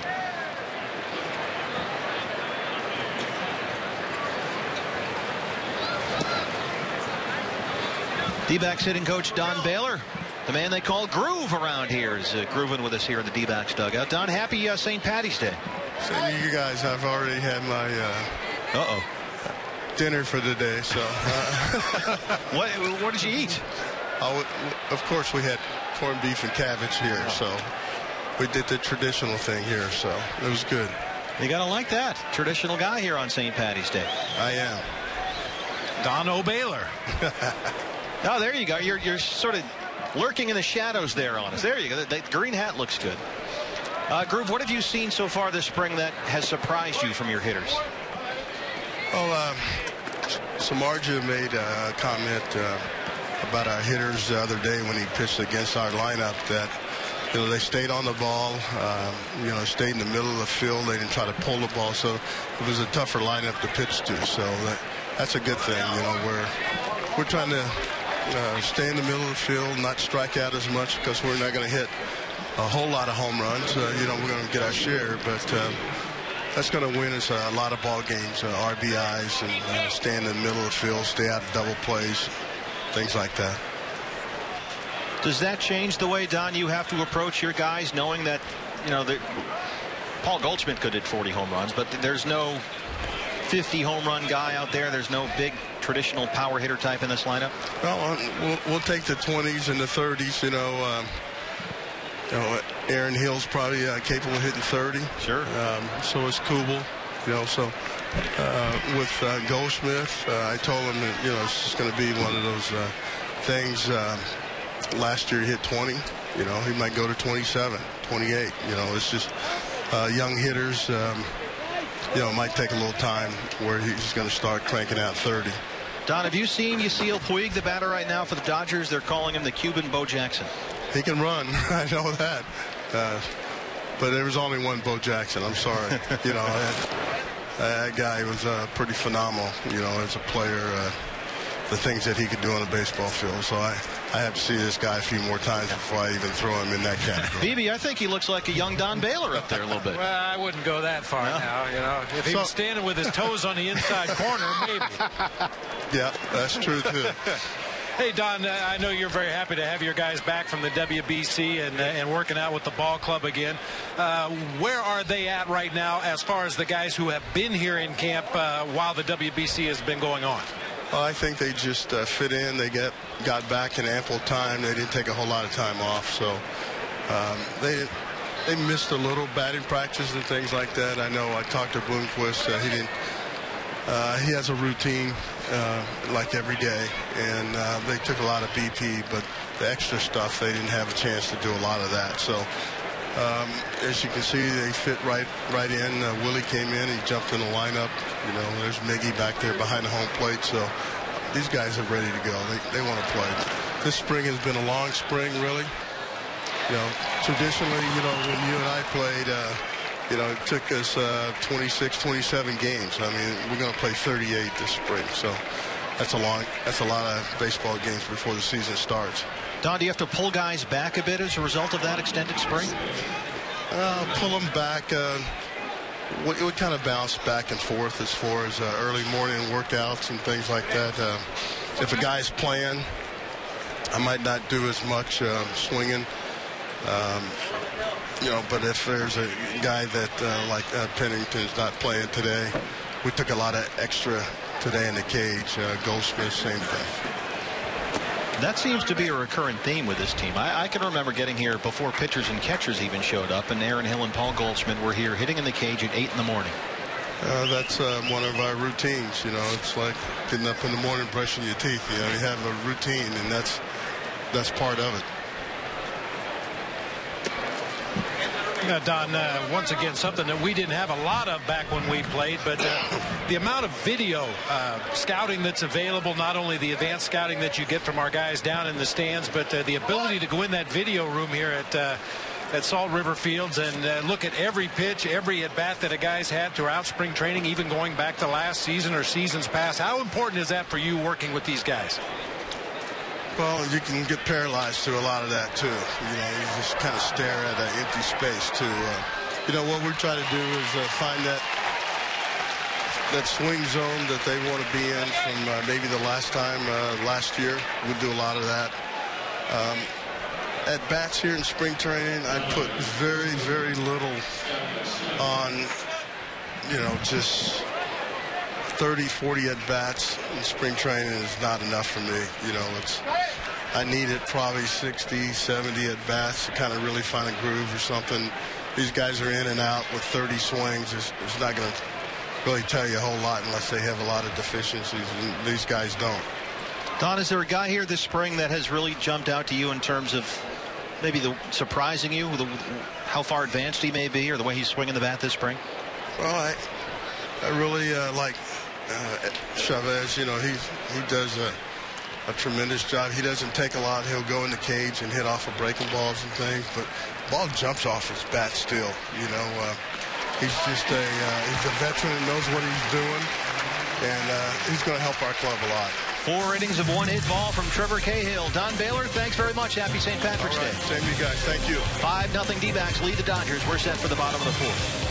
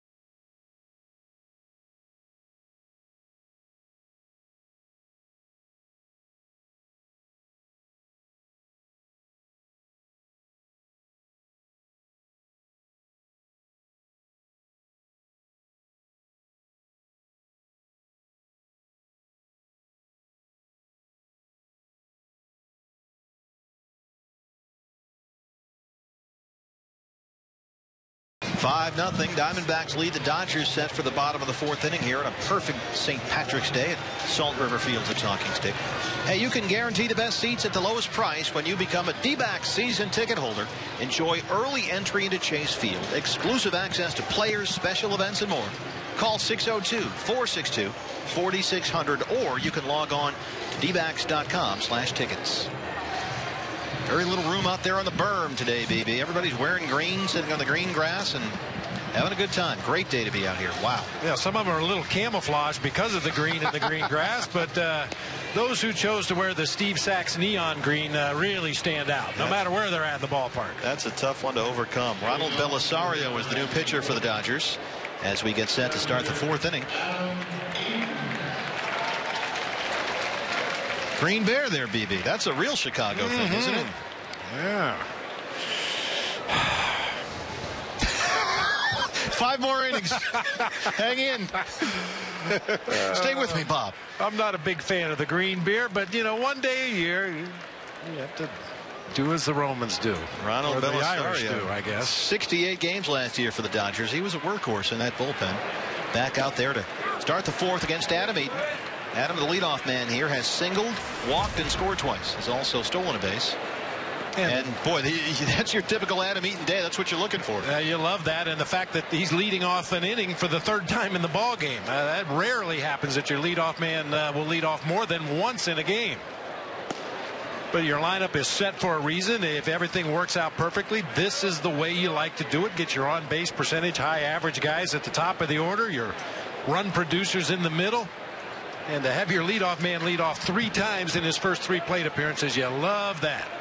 22 big league games last season. Adam had a .382 on base percentage, meaning he's getting on base nearly 40% of the time.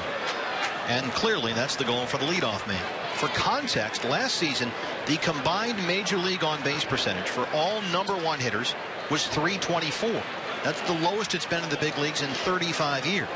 Eaton was Arizona's leadoff man 20 times last season. The Diamondbacks went 13-7 in those games. He is the table setter, and if he produces like he's expected, he could very quickly become the face of this franchise. It was a big week for Adam Eaton in terms of media last week, BB. Albert Shen wrote a nice article on Adam Eaton in Sports Illustrated. You can still read that at SI.com. Buster Olney at ESPN.com wrote about Adam Eaton and how he just drives opposing managers nuts. He's got a lot of Dustin Pedroia in him. Like you love him if he's on your side. He drives you crazy if he's on the other side. And now he's twice today foul pitches off parts of his feet or legs. Took one off the ankle earlier. Let's see where this one ends up. Yeah, Adam Eaton fits that description that Ozzie Guillen gave to his longtime catcher A.J. Pierzynski. When you play against him, you hate him. When you play with him, you hate him a little bit less. That was the definition of a bad hop right there. Ooh, yeah. Well, but, you know, Adam Eaton is one of those guys. He's just a thorn in the other team's side. He's going to work at bats. He's going to get on base. He's going to steal his bases, play great defense. There's a base hit. Gets down in right field. Adam Eaton on base for the 3rd time today. 2 hits and a walk. Another scouting term you hear from time to time is he's a high motor guy.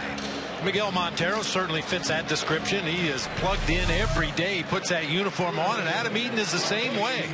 Does everything with a little bit of zest, a little bit of extra energy. Routine base hit into right field. He didn't assume anything. Busted down that line. Take a big turn just in case that ball is mishandled. And Kevin Towers had said they want to give the leadoff spot to Adam Eaton just because of the speed dynamic that he brings. And when you add to that here, as we'll see right now, the series of good contact hitters you can put behind Eaton, guys like Prado, guys like Hill, you can then hit and run, attack, do all kinds of things with the ball club offensively. And if Martin Prado needed practice getting up there with Eaton on base, he's getting it today. There goes Spanky, and he's out. They got him. Tim Fedorovich throws him out. 2-6, caught stealing. Well, from my perch high above talking stick, I thought he got a hand in there underneath the tag, the head first slide. Ooh, yeah, he may be right, BB. I mean, a good quick tag by D. Gordon to make it appear closer than it really was, but it looked like Eaton had that one stolen. So 1 out now for Prado. Martin has grounded back to the pitcher, singled and scored. He's 1 for 2. Jody Jackson has more on Martin Prado. Jody. Guys, you talked earlier about how diligent Martin Prado is, preparation, his work ethic in the field today. I asked him when he first came to this ball club about hitting. Where did he get his approach? It's been so consistent, a career .295 hitter. He said a lot of different influences. He's asked a lot of questions, but Bobby Cox, Terry Pendleton, and more than anyone, Chipper Jones is the guy in Atlanta that has influenced him the most. He also just talked about the way that he approaches the game, and he said it goes back to when I was coming up AAA Richmond. There were a bunch of old school guys there, and some of them career minor leaguers, but the game was over and he was about to get dressed and leave, and they said, no, we don't do that. We stay here, we discuss the game. And he saw that in Atlanta, and it just continued on. And Bob, it actually reminded me of the 2001 Diamondbacks team, a lot of veterans sitting around, of course, that at the major league level, but he saw the same thing in Atlanta. And again, it was Chipper Jones who he was following his leadership, and at the plate, he's always talked to Chipper about adjustments that he makes and how to come out of slumps. He doesn't stay in a slump very long because he makes those adjustments, and Jones helped him with that. Prado strikes out there. Yeah, Chipper Jones has even said, it's not me, it's not Freddie Freeman, it's not Jason Hayward, it's not Brian McCann. We as a ball club start hitting when Martin Prado hits. We follow him, and that's from Chipper Jones. It seems like all good teams have an anchor, a player, and it might not be the best player on the team or the superstar player on the team, but there's somebody that anchors that lineup and gives them some direction, gives you a consistent performance on a daily basis, whether it's the #1 starter on another team or the last pitcher on the staff. He's going to put together good at-bats. He's going to grind out those at-bats. He's going to do what the team needs him to do in a situation. And Martin Prado, as Chipper Jones said, was the anchor of that Braves offense. Here's Jason Kubel, has struck out and walked. He also scored a run. Jason batting third today. So they get that left-hand bat in there between Prado and Hill. Paul Goldschmidt has the day off. Aaron Hill is the cleanup man today.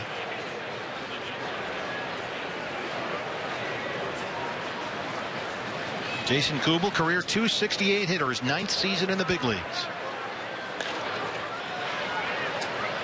Hit .253 last year. The 30 homers a career high. 90 RBIs. Also a career high 57 walks. 75 runs scored. Just the second player to lead the D-backs in homers and RBIs in his first season with the team. Troy Gloss was the only other one back in 2005.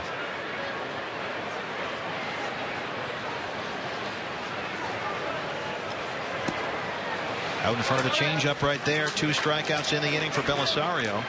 Diamondbacks get one more base hit. They lead 5-0 through 4.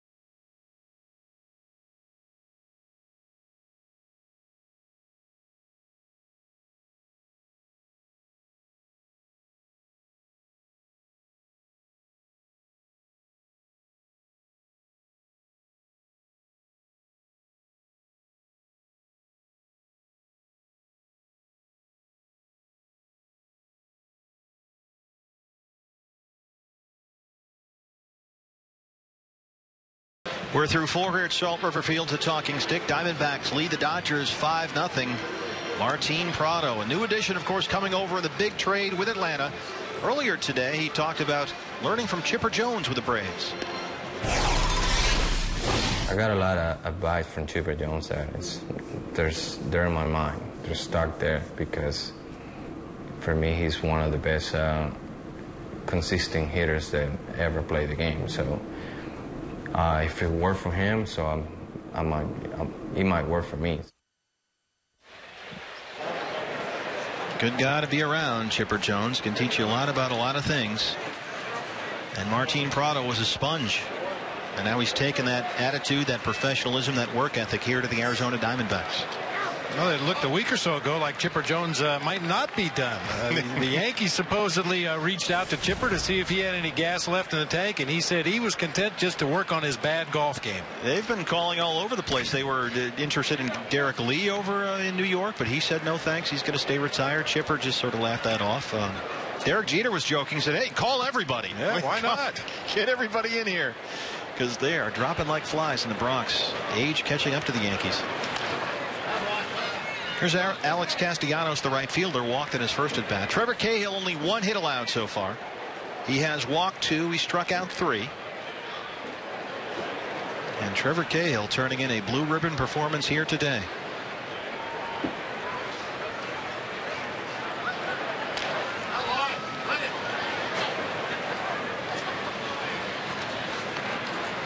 I'll tell you, when a sinker ball pitcher's on top of his game, it looks so easy. Of course, there's a lot of effort being expended out there, a lot of practice, and a lot of hard work going into getting to this point. But sinker ball pitchers make it look so easy. Just aim for the catcher's mask and let the ball sink. Get a ground ball like that. Willie Bloomquist, one down. Get your team back in the dugout quickly. I had the great fortune of catching Big Daddy Rick Russell in his career, and I think I've told the story many times before. He pitched a complete game in Philadelphia. I think he threw 85 pitches. 84 of them were sinkers and one four-seam fastball he wanted to elevate. As we heard Kirk Gibson say, they'd like to see Trevor Cahill go 5 innings. The pitch count, as we just saw, not an issue to this point. He's only given up the 1 hit. Here's Tim Fedorovich, the catcher, batting 8th. Interesting thing about Trevor Cahill this year, and everybody's noticed it, is his physicality. Committed 5 errors last year, and that was an issue for him. So during the offseason, he kind of glommed onto the new diet regimen that J.J. Putz is so enthusiastic about, basically dropping the gluten. And the change in diet helped Trevor. Came into camp about 15 pounds lighter, gets the strikeout there. That's his 4th of the game. In fact, the D-backs annual pitcher's mile run that's part of the opening of camp, Cahill was the surprise winner. Talk about an upset. He would be basically like a 16 seed in that thing here on Selection Sunday, but he won it, although it was not a surprise to Kirk Gibson, who picked Cahill to win the race. There's Jeremy Rathson will pinch hit for the pitcher spot here. The hope is that his improved conditioning will also help Trevor pitch deeper into games. Kirk Gibson had said last year that Cahill would become at times vulnerable to kind of losing it in terms of losing his stuff, his command, when the pitch count got up into the 90s. So Gibby hoping that Trevor Cahill dropping the 10 or 15 pounds will help him with his command as he gets late into the ball game.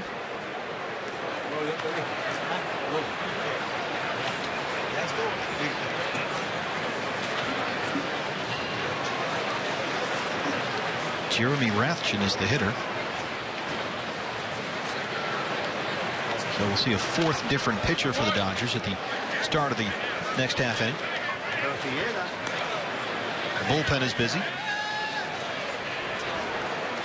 Pete Moylan, former Braves great, is out there. Pete has had a long comeback road from injury here. Was let go by the Braves, hooked up with the Dodgers here. The Australian. Good to see him back and throwing. Way out in front of a changeup. 5 strikeouts in 5 innings of 1-hit ball for Trevor Cahill. He has been absolutely terrific for the Diamondbacks. They lead the Dodgers 5-0.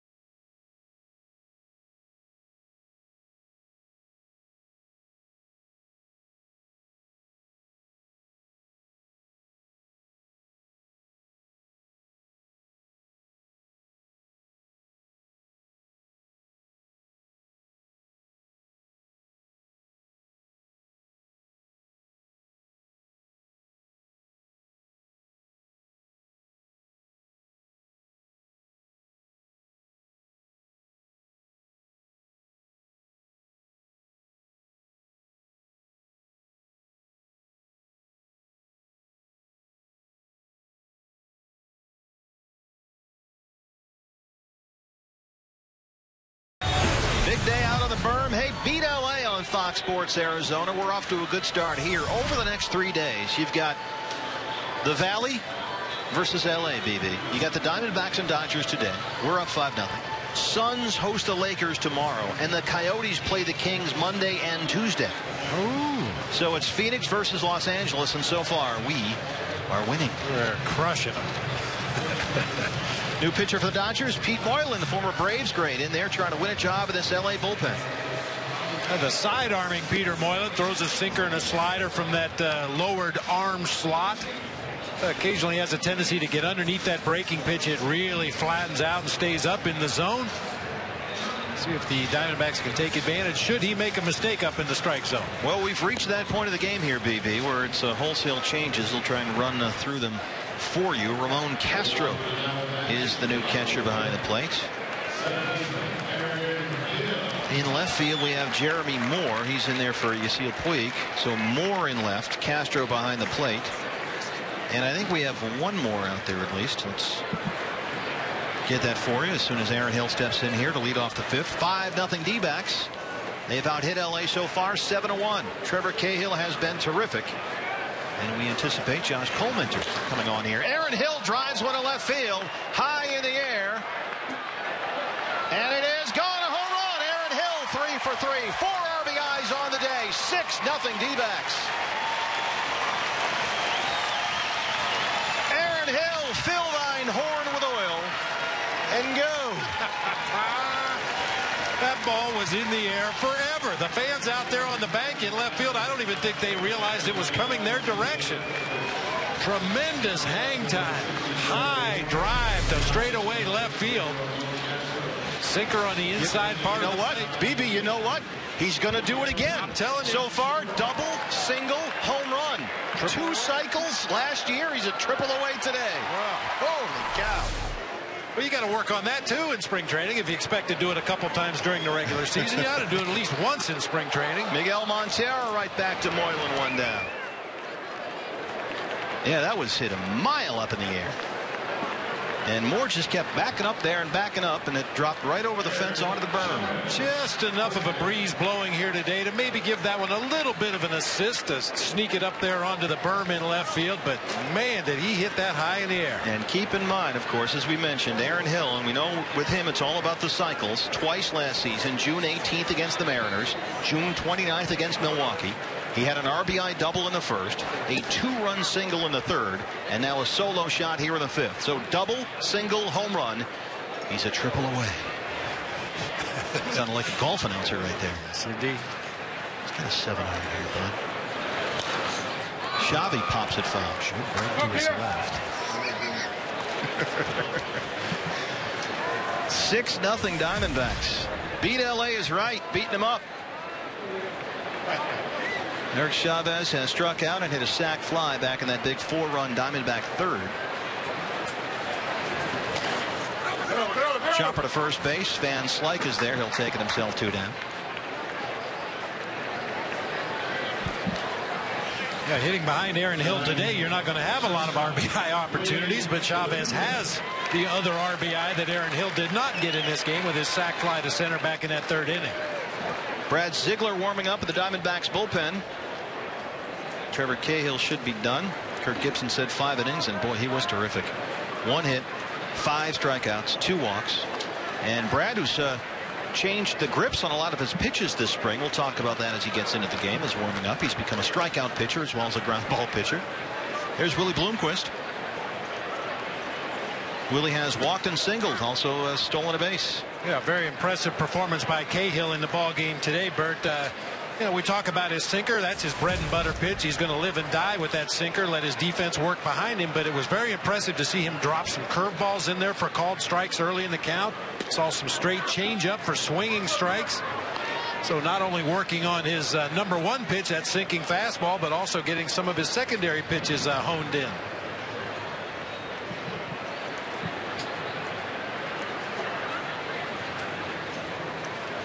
Oh-2 now to Bloomquist. Moylan misses away. Gerardo Parra is the on-deck hitter.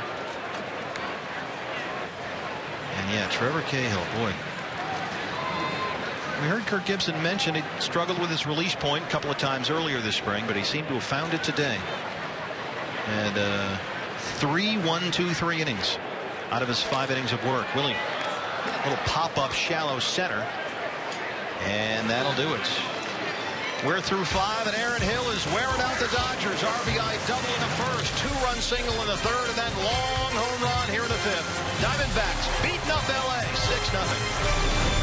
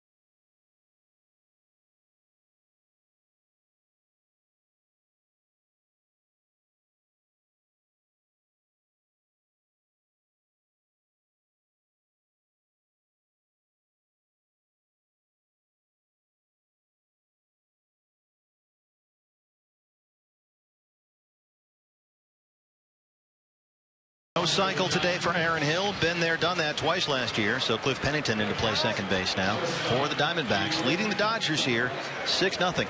Hey, the Governor's Office of Highway Safety would like to remind you to drink responsibly this St. Patrick's Day and to always use a designated driver when you are out celebrating.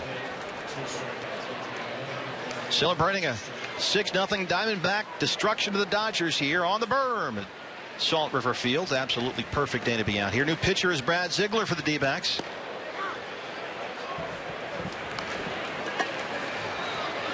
There his numbers last year: 77 appearances, a 2.49 ERA. Opponents hit only .228 against him. And there you see the changeup right there, BB, from Brad Ziegler. He continues to tinker and perfect his craft. The difference in camp this year is Brad's actually striking out more guys. And the reason why is the pitch we just saw, the increased emphasis on his changeup. In both his first 2 appearances this spring, he came into the game and struck out the first 2 men he faced, and then got a ground ball. Little pop-up flare there, and it drops in for a base hit. Ziegler is throwing the changeup much more often. He's throwing his change with a different grip, too. This spring, Brad is using the 2-seam grip on his changeup that he used to use when he pitched overhand. He told me my changeup was garbage the last 2 or 3 years, so I went back to the 2-seam grip that I used when I threw overhand, and now it feels way more comfortable. So he's got another weapon in the arsenal there, Brad Ziegler. That's great news for National League hitters. So when you watch Brad throw, watch for the pitchers way out in front. That's the changeup, and it's become a very effective pitch for Brad here this spring. Well, there will be situations that Brad will find himself in this year where you need a swing and a miss. You don't want the ball put into play. And that changeup could be that pitch that gives him the edge on opposing hitters. They haven't seen a lot of it, especially if he can master it to the point where he can throw it for strikes when he wants and throw it out of the zone. And there's the textbook ground ball. 5, 4, 3. They turn 2. He may have a few more strikeouts this spring, but Brad Ziegler is all about the ground ball and the double plays. No one is better at baseball than throwing those. Boy, and defensively, if you're an infielder behind Brad Ziegler or Trevor Cahill, for that matter, both pitchers so far in the game for the Diamondbacks, you know you're going to be busy. You know they're going to pound that sinking fastball in there. They're going to throw some change-ups, some breaking balls. Everything's going to be down with some movement. You know you're going to have a lot of ground balls hit. So on those days when those guys happen to be on the mound, the infielders know they have to be on their toes. Outfielders can take a day off. Cliff Pennington, the new second baseman, as we mentioned. We saw Eric Hinsky, who's taken over at first. for Eric Chavez. Here's Matt Kemp. Kemp has grounded out and walked.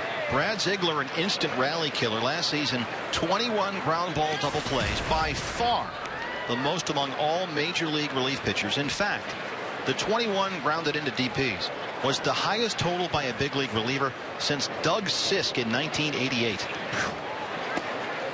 There's that changeup. Kemp way out in front. Since 2008, Brad Ziegler has produced 73 grounded into double play balls, the most among all major league relief pitchers over that span. The next closest guy to 73, 51, Jamie Wright. Well, he's got a built-in advantage because of the arm slot. It's unusual. You don't see a lot of it, even though right now both pitchers in the game are sidearm pitchers. But, you know, the reality is that you may see a sidearmer once or twice a month, if that, depending on the opponents that you're playing against. So Ziegler has the advantage of that odd arm angle, the tremendous movement on his pitches. If he can add that changeup and it becomes an effective pitch that he's confident in, watch out. The other thing about Brad is he's a workhorse. I mean, it started in Oakland, 69 games in 2009, 64 in 2010. He's always seen a lot of action in the big leagues. 66 games in 2011. Traded midseason to the D-backs and a career-high 77 appearances last year. Fly ball, right field, foul ground. Hinske giving chase, and he's not going to get there. That appeared to be another good change up there from Ziegler. Had Matt Kemp way out in front, cued it right off the end of the bat. Didn't hit it high enough in the air for Hinske to get underneath it and make the play, but very effective pitch on a real good hitter nonetheless. Brad's slider has always been the secondary pitch that is used most effectively for outs, but this year it's becoming the changeup. That's the pitch, and he thinks it is going to lead to more strikeouts. In fact, we may see Brad throw the changeup this season more often than the slider, because right now he's two-seam fastball, two-seam change, and then the slider. Well, especially most teams, when you see a sidearm pitcher, if they have the availability to pinch hit and get a left-handed hitter at the plate, that's usually the way you try to combat a sidearm pitcher. But that changeup will be a very effective pitch against left-handed hitters. Matt Kemp, no need to even move. 3/4 of the way up the berm, and the Dodgers are on the board. Matt Kemp with an absolute moonshot here. Second year of that 8-year, $160 million deal. And he got his money's worth there. That was launched. Yeah, a couple $1,000 worth right there. That ball, there was very little doubt when he made contact.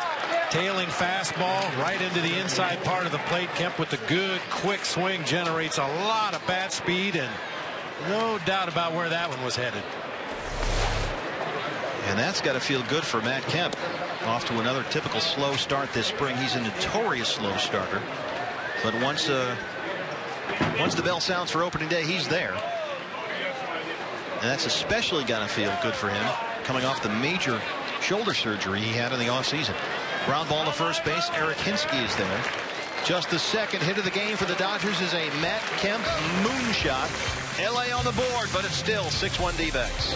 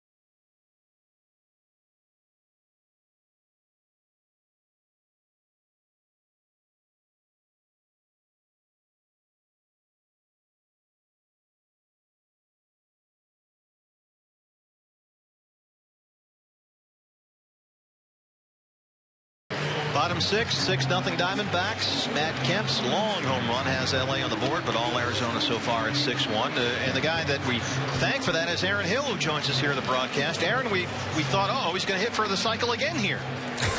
And it saves something special for the season, right? Double, triple home run. Clearly you're feeling pretty good here. I feel good. You know, still working on things, trying to zone it up. You know, that's what you'll take every hit you can get, but still trying to feel that rhythm of the swing and just getting things going, getting the timing down. You were in and out of the lineup last weekend. I know I talked to you briefly the other day. You said not exactly a stomach virus, just some sick kids in the house. How are you feeling now? I guess it's inevitable. You know, when one person's sick, the rest of the house kind of gets it. I guess the same way in the clubhouse, but it's still going around a little bit. Some guys still have some, and I know Gibby's just getting over it, but that's the way it goes. You know, during the spring you can take a day off or so, but during the season you can't afford it. Aaron, are results important to you in spring training, or is it more important that you feel like you're where you need to be for opening day? I think results are good for anybody, but I think mainly it's how you feel. I think everyone knows that feeling that you want to have at the plate, that confidence that you want to have at the plate, and that's what you're working on. And guys, I mean, you never can judge a guy's season by what he does in the spring, but it's always good to see numbers, obviously. But you know, personally, it just helps that you're feeling good and you know, doing the things that you set out to do during spring. And Aaron, you can go into this season knowing now you're going to be here through 2016 with the 3-year, $35 million extension. What kind of a difference does that make for you in getting ready for this year? Oh, it's great. Obviously, our family's very happy here. You know, we made our home here. Couldn't be more happy to stay here for the next few years, and hopefully just have a uniform on for a long time, and hopefully it's a Diamondback uniform. What's it like to have everybody back? It's been something of a choppy spring training with the 3 Venezuelan players leaving. They came back. Now we got the U.S. guys here. Has it been hard to sort of feel that cohesive unit type deal here this spring with everybody coming and going? Yeah, we missed our guys. I mean, obviously you want them to go as far as they can, but you know, you miss your guys because you know it's the guys you're going to be. You want to play with them as much as possible to get the rhythm, get the feel, get comfortable with everybody, and get a routine going. So I know those guys are bummed they lost, but you know, I know they're excited to get going again with a couple weeks left in spring here. Jacob Lamb is in there hitting now for the Diamondbacks. We're talking to Aaron Hill, who had RBI double in the first, 2-run single in the third, and a solo homer in the fifth. Aaron, what's been the difference for you, Toronto versus Arizona? I don't know. I don't have an answer for that. I mean, you hear a lot of change of scenery, you know, the cliche or whatever, but you know, I can only speak personally. It definitely was something for me that coming over here and getting in a playoff race, and maybe it's that spark again. You know, I don't know, but you know, it definitely is a good situation for us over here for my family now. What happened? Goldie's pinch hitting. Oh, of course, they love Goldie. Watch the back of your head right now. Yeah, you're the cleanup man today. and it sure worked out well for you, but I was reading where you were talking about working with Mickey Brantley back in Toronto, and he talked to you about your hands and how to develop more power. Can you take us through that discussion and where does the power come from? Because you're not Goldie-sized up there. No, definitely not Goldie-sized. But, you know, it all started, I never had much of a load. I was always just a contact doubles guy and occasional home run. Didn't put a lot of emphasis on a power stroke or a home run. Didn't try to hit home runs because I knew that wasn't who I was. But it wasn't until I think my third year, about 2007, coming in, Mickey Brantley he wanted to get a little load going with my hands. So we worked on it. It was during the season. I was struggling a little bit, struggling a lot actually the first month or two. And I finally went to him and said, Mick, I'm yours, man. Take me. I need to learn how to hit again. Like I got to do something. This isn't working. You know, they're picking me apart. And so I put not my career, but I guess my hitting, everything in his hands. And I said, I need you to just break everything down to me, man. Simplify it as much as possible. And gosh, he did such a good job, you know, for a couple months, just really explaining things and getting over what do you call it? Just over exaggerated a lot of the movements with my hands. I had my hands really up front just to feel, you know, coming all the way back and feel that load, because when I thought I was loading, a lot of it was just my body going back and I didn't have anything. So, I mean, he explained it like if you're going to punch someone, you want to punch it from here or you want to lean back. I guess it depends on who's in front of you that you're going to punch. But so that was kind of what we worked on, and I finished the year out. Had a really good year, and you know, just went with it in that off season. Came back the next year, and I just kept that. You know, always tried to get something with my hands and to feel as loose as possible, and went from there. So he's the guy that got everything going with the load and kind of got it going again. Yeah, 36 homers in 09 that year, 26 in 2010, 26 again last season. Yeah, I'm still not a homer guy. You watch me take BP. I can barely put them over the fence, but it's, I take every one of them. My swing, as long as I stay simple and just focus on line drives and backspin, good things are going to happen. Obviously, you put a good swing on it and backspin, anyone get the ball at ballpark. So, what I work with in Groove and some of the guys in the cage, just getting the right swing. You practice perfection in the cage, and you feel good about it. You work on your swing in there, and you get out here and you try to be as free and clear as possible, and just look for good things to happen, see the ball out. You said you found some new things working with Mickey Brantley. Then you come over here to the Diamondbacks. Did you bring those things and tell Don Baylor, here is what I've been working on, here are my keys that I need to really focus on in my swing? Well, absolutely. I think throughout your career, too, you have to make those little adjustments. And, I've made some adjustments throughout my career, but I know Don, we always break it down to little things as far as getting you, as long as your foot down, foot is down and your hands are back and your timing's there. That's all the other stuff in between, you got to get out of your head. But with Groove, I know a lot of it is make sure my swing is down. My swing is down. I'm a top-hand guy. Obviously, you guys know if I hit the ball to right field, it's on accident. And it's really just recognizing at the plate and getting a few things and trying to perfect my swing, who I am as a hitter. And Don's done a great Groove's done a great job of that. Just helping knowing what the simplify my swing is, really, because I think you put too many thoughts in players' heads. It's tough sometimes for the guys. Aaron, I know you're hitting cleanup today, or you were, but we're getting a great example today of the way this Diamondbacks lineup could work. I mean, you've got Adam Eaton, who's been on base 3 times, then Martin Prado in the 2-hole, and then you can do all kinds of things there. And then we're presuming you hitting third. Do you have an understanding where you're going to hit? Is that the way it's going to work? I don't know. I mean, who knows with Gibby? The guy, it does. And I told him, I said, look, I don't care. However it works out, obviously, we got to find a lineup that works, and he's gonna dabble with it a few times, I'm sure. But you got to find a lineup that works and that works for him and works for us. So he knows that it's not going to change who I am. I'm still good. Just because you're in a 3-4 hole hitter doesn't mean I got to try to hit home runs or anything. That's where I've gotten in trouble in the past. Just because you've hit him in the past doesn't mean you have to try to hit him. So it's just be who you're going to be, simplify things, and hope for the best. Well, it's working out so far. Aaron Hill, thanks very much for joining us. We appreciate it. All right, guys. Thanks. Got a pitching change. Chris Witherell has taken that Paul Goldschmidt shot off the leg, so he's come out of the game. Pitching change on the field. We'll take a break. Right back after this. D-backs lead the Dodgers 6-1.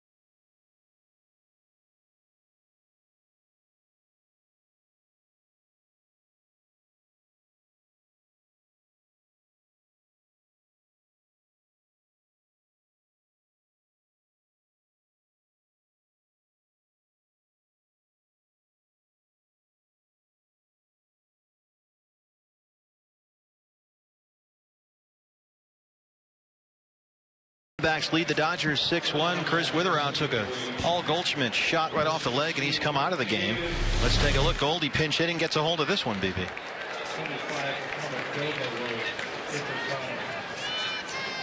you get a big power hitter gets his arms extended the way he was able to on that ball's going to come off the bat.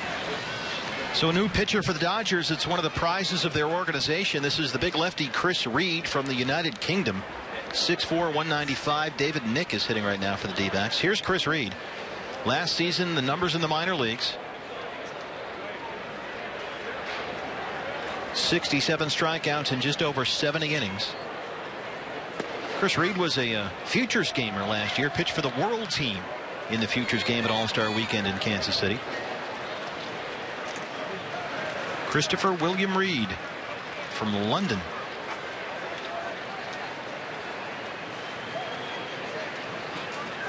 And he's a guy that figures into the Dodgers' future, so D-backs fans will be seeing a lot of this guy in the years to come. There's a little chopper third base side. And there's no play. Uribe has to hold on to it. Goldschmidt to second.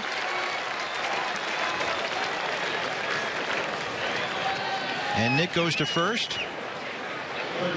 So 2 on and 1 out now. Breland Almodovar will step in.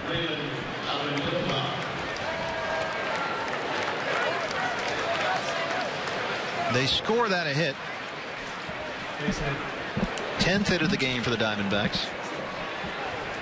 Uribe had no play. And it's we've reached that point of the game where Kirk Gibson is emptying the bench.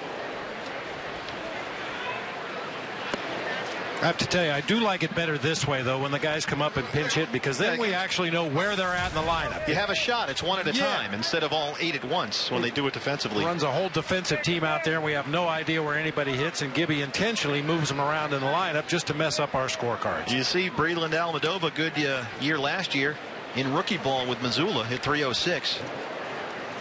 37th round draft pick in 2012 from Hawaii, University of. We've seen Breland play some center field this spring. Shows good speed on the bases. He's up here with 1 out and 2 on. 6-1 Diamondbacks. John McDonald is the on-deck hitter. So Almodovar here is hitting for Prado in the 2-hole. Donald will hit for Kubel. And if you were Tom Candiotti, this is the point at which you would stop scoring the game. You just give up. Candy usually just waves the white flag and leans back and puts his feet up. There's Candy. Yeah. He's putting the green on. Got today. the Shamrock shirt on. Yeah. Now Greg Schulte, I think, was wearing the Sedona red. Got to embrace. 2-2 to Almodovar. See, but you. Whoa! Tried the corner and missed. How'd you hold that one? Wow. Hello. I was just going to say, Schulte knows he's on radio. He's telling everybody he's wearing a green shirt. That's right. We just outed him right there. Yep. Busted. Oh, he's mad now. Look, Candy's laughing because he just busted Schulte. Even the governor is not exempt from our sneaky camera crew. He appears to have some type of green Shamrock sticker on his chest, so he stepped up there. Yeah, there it is. So he's got a little Digger Phelps kind of a deal there.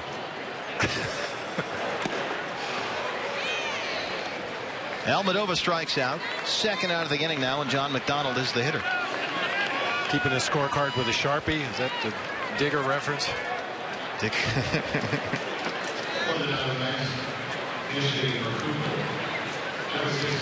Hey, don't forget Tuesday. It's the final episode of D-backs Cactus League Weekly. You'll meet one of the new D-backs, Eric Chavez, and I learned more about the Valley. Todd Walsh. Actually, Todd Walsh took me to the zoo. We went to the zoo and fed the giraffes. Nice. So that's you're going to want to see that. D-backs Cactus League Weekly, presented by Chaz Roberts. That's Tuesday, 6:30, and again at 10:30 on Fox Sports Arizona. And that is the finale of our big spring Cactus League show. Did 5 episodes. Great job by the whole Fox Sports Arizona staff. Feeding giraffes. Yeah, they put you out on this elevated sort of tier thing, and they come right up to you because you're kind of, if you'll pardon the pun, neck and neck with a giraffe at that height, and you can just reach out and feed them. It was actually kind of cool. We saw some devil rays floating around, elephants. Great day at the feeding zoo with Todd Walsh. Now, if you had fun with the giraffes, you would really be excited to hit the ostrich farm between here and Tucson. No, I'm not going near. Oh, look, there you go. Now that guy's. Oh my! Now see, he's one up Schulte right there. That's a great look. Kind of a ZZ Top St. Patty's Day thing. Yeah.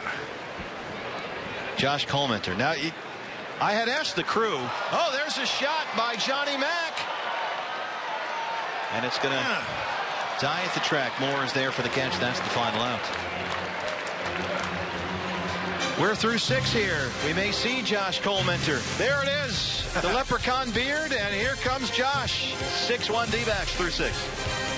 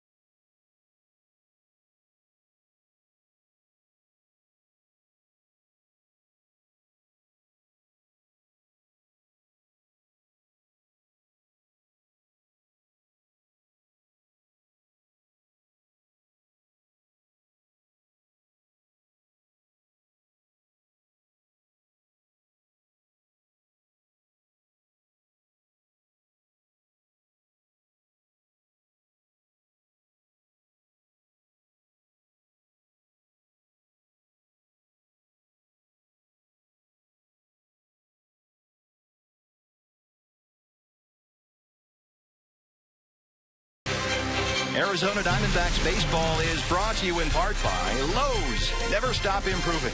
Taco Bell. Sometimes you just gotta live Moss.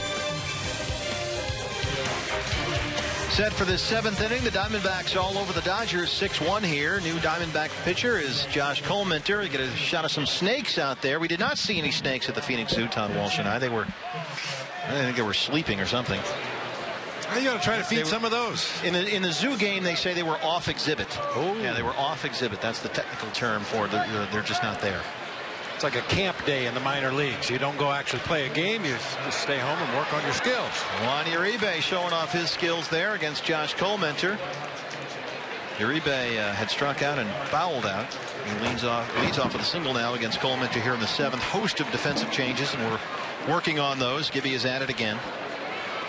Jacob Lamb is in there at 3rd. John McDonald, the new shortstop. David Nick is in left. Almadova in center. Kerry Jenkins in right. And Rod Barajas is the new catcher. Worked one little 2-pass from Mitch there. I want to make sure we got him in while we can.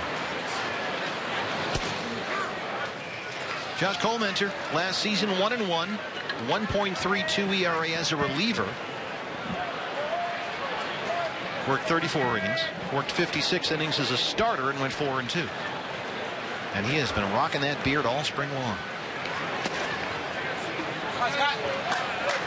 Rocking that good changeup too. That one just off the outside corner and down a little bit.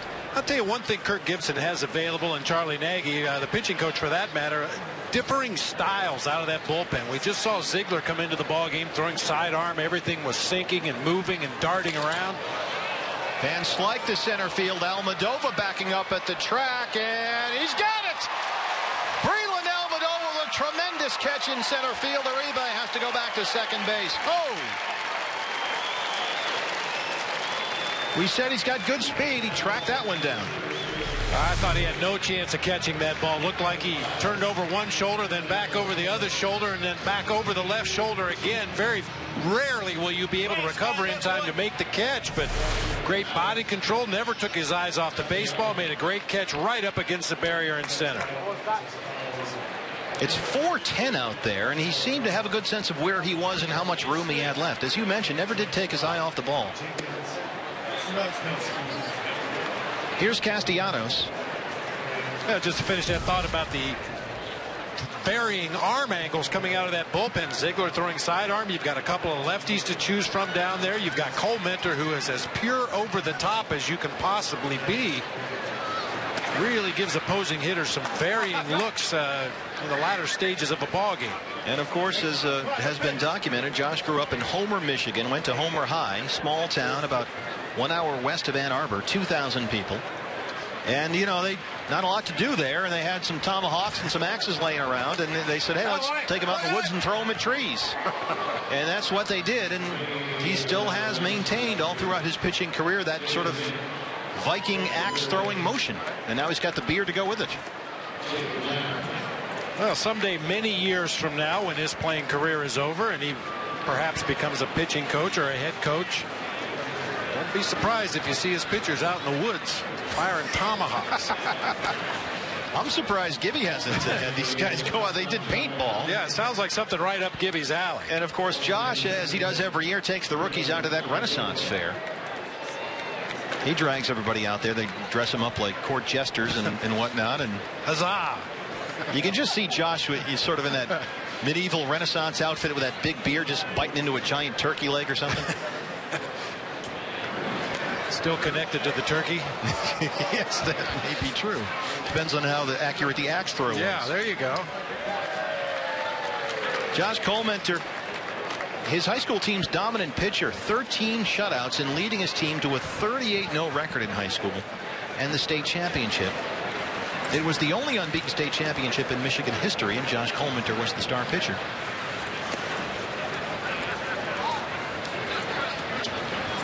BB, you mentioned the arm angles here, and this is one of the things Kevin Towers likes, the different looks that the Diamondbacks can give opposing hitters when guys come in and out of that bullpen. Well, no question about it. On your left, you see Ziegler throwing that sidearm, nearly submarine delivery, as opposed to Josh Cole Mentor, who, as I mentioned, is as pure over the top as you can possibly be.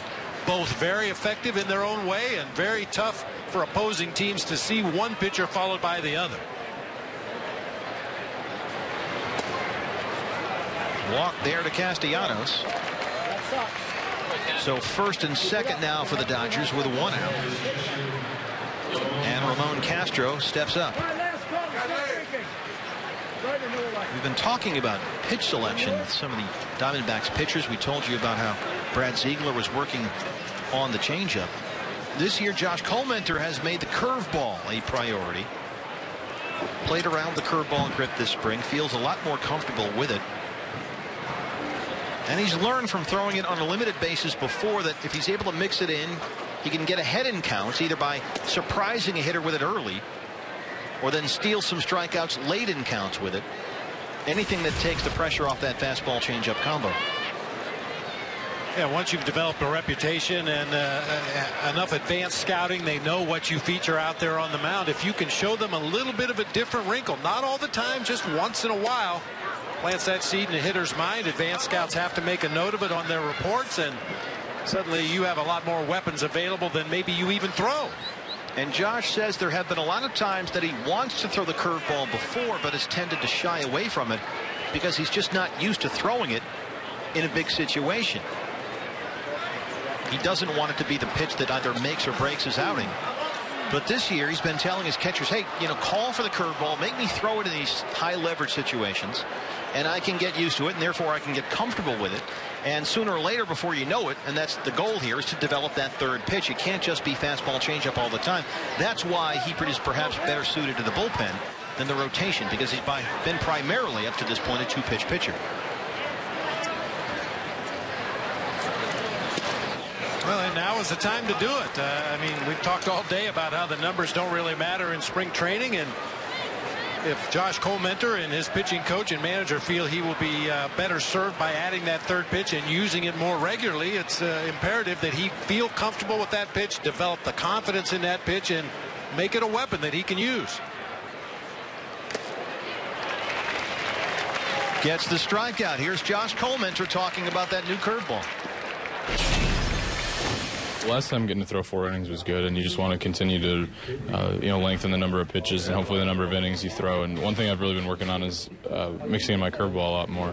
I've told all the catchers before each start to call it, make sure I throw it. And last time it was probably the best it's been, maybe since like high school or college. For me, it's kind of been hit or miss, but I really feel comfortable with it right now. And I threw it in the bullpen today, and it's getting a lot better. And the hitters and the catchers and everybody can tell that it's a lot better too. And it's something that I've really tried to work on to give myself a third weapon. So again, we want you to watch for this when you're watching the Diamondbacks. We told you about Brad Ziegler and the changeup. Look for Josh Colemanter and that big curveball, and see if it can become a weapon. Chris Reed will hit now. He's the Dodgers pitcher. The bullpen is quiet for LA. 2 outs, 2 on. Josh Colemanter went to Central Michigan University. We talked about when he was in high school, he was the team star pitcher, but the pitching coach at Central Michigan liked what he saw in Colemanter. It wasn't so much the stuff and the record and all that. He was impressed by what he saw from Josh off the mound at Homer High School in Michigan. That Colemanter was clearly, in the coach's words, the leader of a bunch of kids that never wanted to lose. And when coaches see that, BB, as you know, I can work with this guy. I can do something with that kind of a play. Absolutely. Gets the strikeout there, so 2 strikeouts in the inning for Josh Colemanter. We'll head to the bottom of the 7th. The Diamondbacks beating up the Dodgers at 6-1 on St. Paddy's Day.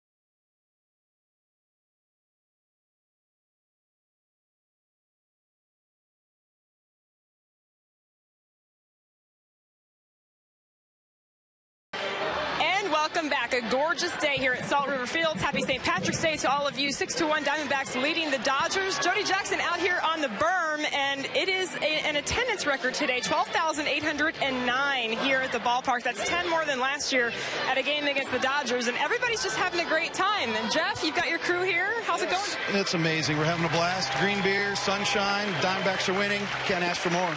For anymore. Did you get any corned beef or a reuben sandwich today? Not today, but yesterday we did. Okay, good. So you're good, and they're actually selling it in section 215, so maybe later you'll have a little bit of leftovers. Thanks so much, and guys, we'll send it back to you. Don't be too jealous. We're out here just kind of hanging out. It's a lot of fun. Feel the berm, Jody. Feel the berm. They're selling corned beef and cabbage down there? That's what I heard, yeah. Oh, Reuben's, all right. Oh, now I know. That's what Greg Schulte was eating before the game. He had a Reuben in that press box. I mean, it was the size of a Christmas ham. Jason Kubel's with it. Jason, did you get any corned beef or all that kind of food today? I didn't, but we had it in the clubhouse today, so it was there. Yeah, it doesn't look that appetizing, frankly. Not to me either. Jason, how are things going so far this spring? It's going okay. I mean, we got a fun team, great team. It's a long spring, so we're just going along with it and having fun out here. Is it good to have everybody back? You have the Venezuelan guys who came back earlier from the WBC, and now the Team USA folks are back as well. It feels a little bit more like the collective unit. It does, and now it's about time to get everybody out there, see what we got going forward, and I'd like to see how it goes.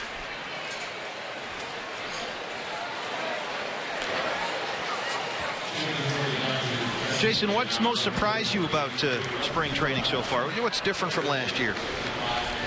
Really, not much. You know, we still have great crowds every game. It's a lot of fun out here. It's a beautiful park. We're just it's a little more laid back than last year, I'd say, but I think everyone's having a good time, and we're all getting along very well. Jason, looking at your numbers last year, this has been talked about a lot. End of July, you're hitting 290, but then the average dropped over the final 200 at-bats or so. Any clue as to what happened there? No, and hopefully if I knew what it was, I could have fixed it. And I kept trying everything. It just didn't work out. And you know, hopefully, I think I prepared myself, you know, this winter to be able to go all the way through October. Yeah, there was a speculation that, well, Jason's used to DHing some, and he's not getting a chance to do that here. Was that a factor at all for you? I don't think so. I didn't feel it. For some reason, it's just lost the feeling, and I just tried too hard every day, tried different stuff every day, and just nothing really worked out after that. How's it been going defensively? You know, Adam Eaton figures to be the guy playing center field most of the time, and we know he covers a lot of ground. He's a high-energy guy. There's a shot, Kerry Jenkins. Yeah, Adam, you know, he's doing very well. He's fun to watch. He's extremely fast, athletic. He's swinging back. He's having great at bats, and so we got a lot of guys. And Cody gets. I'm really excited to see how we look, and Cody gets back too. And then we have, you know, of course, Parr, who can play everywhere, and you know, he's one of the best outfielders in the game. So any way you look at it, I think we got a real good outfield out there. You know, occasionally a young player, Jason, will defer to a veteran like yourself, but you know, we've heard the saying for years and years: the center fielder is the captain of the outfield. Has he kind of taken charge of you corner outfielders out there? He's, you know, a little bit. He's trying to, but he's always asking questions, trying to, you know, he's only got a couple, you know, about a month in, so he's asking all of us what do we look at, how do we play this person, but when he starts moving, we got to move with him too, because he's the guy we got to go with. There's another Diamondback run, all D-back today, Jason. 7-1. That sounds good. What does the NL West look like to you from what you've seen this spring so far? I think it's, you know, once again, one of the stronger divisions in the league. Everybody knows what the Dodgers have done. Padres always got a good team and play like last year. They play real good down the stretch, and we'll just see how they start out. But I think we got you know a lot of good teams in our division, pretty much all of them. Certainly the Diamondbacks among them. Jason Kubel. Jason, thanks very much. We appreciate your time today. Happy St. Patrick's Day. Thank you. You guys too. Jason Kubel joining us here on Fox Sports Arizona. More Diamondback offense here against Chris Reed. Rod Barajas is the hitter. So an RBI single for Eric Hinsky, scores Jenkins. 7-1 now, 12 hits for the D-backs. I think that's one of the more interesting dynamics on a team when you have a young center fielder like Adam Eaton and possibly some veteran players on the corners. And as I said, the center fielder is always considered the captain of the outfield, but Adam Eaton is not as familiar with the hitters in the National League as perhaps the guys that are going to be playing to his right and to his left, and how quickly he's able to learn opposing hitters, learn his own pitching staff, learn positioning out there in the outfield. I think he will take on more of a leadership role with the corner outfielders. And Adam is learning to play center field as well. He played a lot of corner outfield at Miami, Ohio. Rod Barajas with a drive to left field. And that ball is gone. Two-run shot for Rod Barajas. 9-1 Diamondbacks all over the Dodgers here on St. Paddy's Day.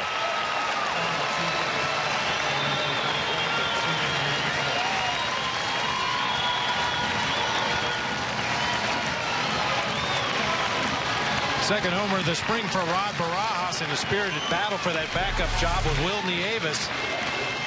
Little cut fastball just didn't get in there far enough, and Rod Barajas makes him pay. Keeps it fair down that left field line. That's what you love to see out of your backup catcher. Call a good game, throw out the guys you should, and lean on one every now and again. So 9-1, 13 hits now for Arizona. And Jacob Lamb is stepping in, the 6th round pick in last year's draft. He's a University of Washington Husky. Last year at Missoula, Lamb hit .329, 9 homers and 57 RBIs. Seen a bunch of guys from the Missoula team last year play here today.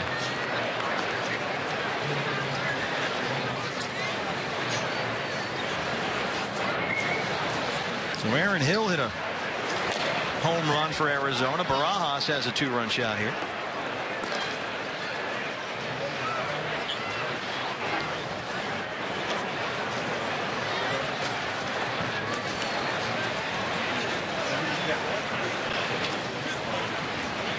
Still only 1 out in the inning. Josh Colementer's on deck. He's got a bat in his hand. Hey, customize your own plan and save big with the D-backs 4-pack. Pick any 4 games, just $64. Choose from the biggest events, from the best matchups, and your favorite giveaways. You can even get opening day. Pick any 4 D-backs games, just $64. You can buy now at dbacks.com/4pack.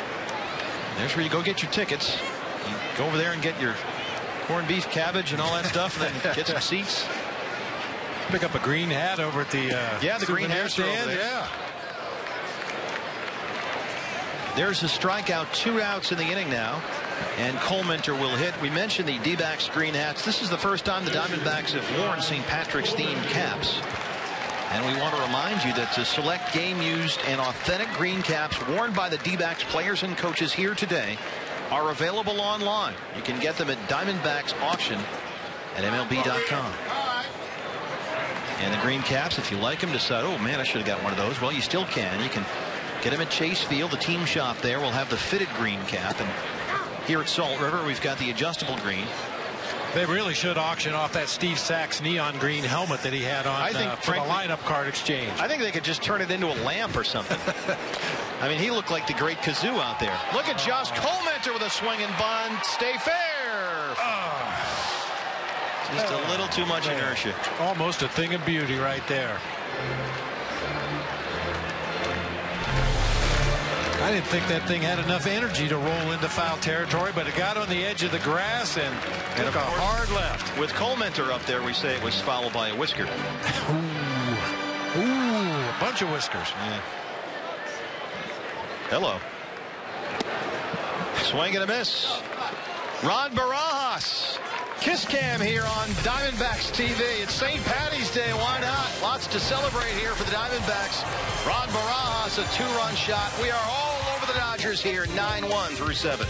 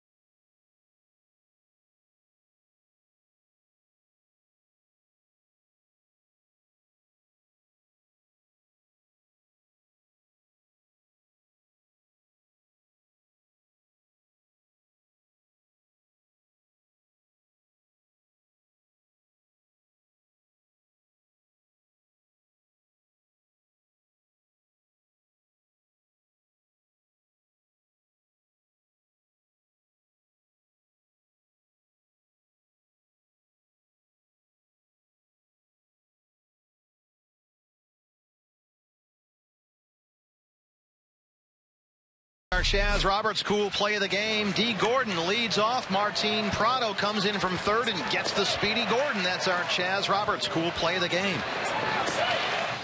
Martin Prado working on the defense at third base. He was out here, as we mentioned, all by himself this morning, taking extra infield at third. Josh Colementer back out there for the 8th inning. And it's no accident that Prado made that play, because one of the things that all third basemen work on is that barehanded play on either a bunt or a swinging bunt where the ball's just trickling down that third base line, and Prado did it about as good as you could possibly do it. Matt Williams is a good guy to learn from. Miguel Rojas will lead off the 8th for the Dodgers. He's in there for Gordon. Well, as good a defender as there ever was at third base, Matty Williams. I don't recall ever seeing him make a bad throw. Everything was chest high across the diamond, right on the money. And that really does make a difference if you talk to first baseman. I was having that conversation with Peter Gammons. We were talking to Alan Trammell, and Peter was saying, you know, Darrell Evans used to say when talking about Alan Trammell, no matter where Tram was on the infield for those great Tiger teams, I knew that no matter where he threw the ball from, it was going to come right to my chest. And that level of comfort and that level of assurance for the first baseman, knowing that the infielder, no matter how hard the play, is going to make an accurate throw, really worth a lot to first baseman. Rojas here leads off the 8th. 9-13-0 for the D-backs, 1-4-0 for the Dodgers. Trevor Cahill, if you're just joining us, was absolutely terrific today. Went 5 innings. Gave up 1 hit, had 5 strikeouts. Brad Ziegler came in, pitched 1 inning, got a double play ball, gave up a long home run to Matt Kemp. And now Colementor on for his 2nd inning of work here. Josh had in the 7th inning, gave up a single, had a walk, but then came back to get 2 strikeouts. Little chopper shortstop. John McDonald. There's the first out. John McDonald's name's been on the trade rumor list here, BB, this week. A lot of discussion that with the Diamondbacks having so much depth at that position, not just at short, but really at second base as well with the middle infield, that a team looking for a veteran shortstop might come calling for John McDonald.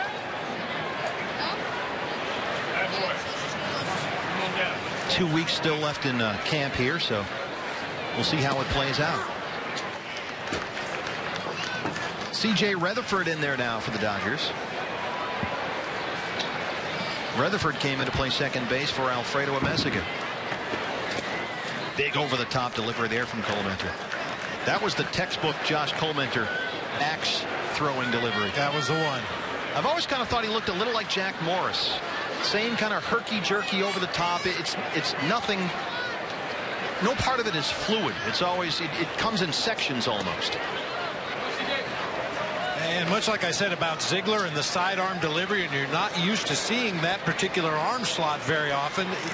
Very few pitchers throw as exaggeratedly over the top as Colementor does. That's an odd arm angle for a lot of major league hitters. That was the changeup right there. We talked about the curveball. Here's the change. Gives you that high front side, huge distraction for the hitter when that left elbow and the glove hand come forward, the left shoulder high in the air, and then you follow with that arm right over the top. Just, I call it a pure delivery. Very little natural movement on the baseball because he's so far over the top. 8th strikeout of the game for Diamondbacks pitchers. And here's Matt Engel. 303 at Albuquerque last year.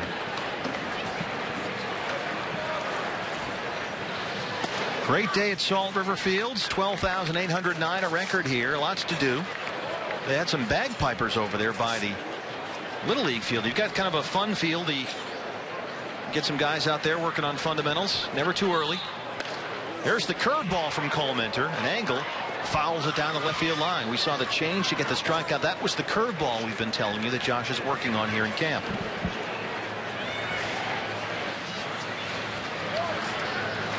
A lot to do over here, BB, on a just perfect day. Once again, a perfect day to be out here. Fundamentals, they're just working it around the infield. And then, of course, they're your berm fundamentals, and that generally involves rolling down the hill. Although the last game we did here against Team Mexico, there was a little girl rolling up the hill. She was the against the stream type, yeah. Wasn't quite familiar with the idea. Look at that guy's beer hat out there. Engel with a shot to left center field. This is going to drop down. Kicks around out there, and Matt Engel has a 2-out double. Look at there. Got beer? Question mark. Well, the answer today is generally yes. Well, sometimes it's green. You're in the right place if that's what you're looking for. So a 2-out double, just the 5th hit of the game for LA.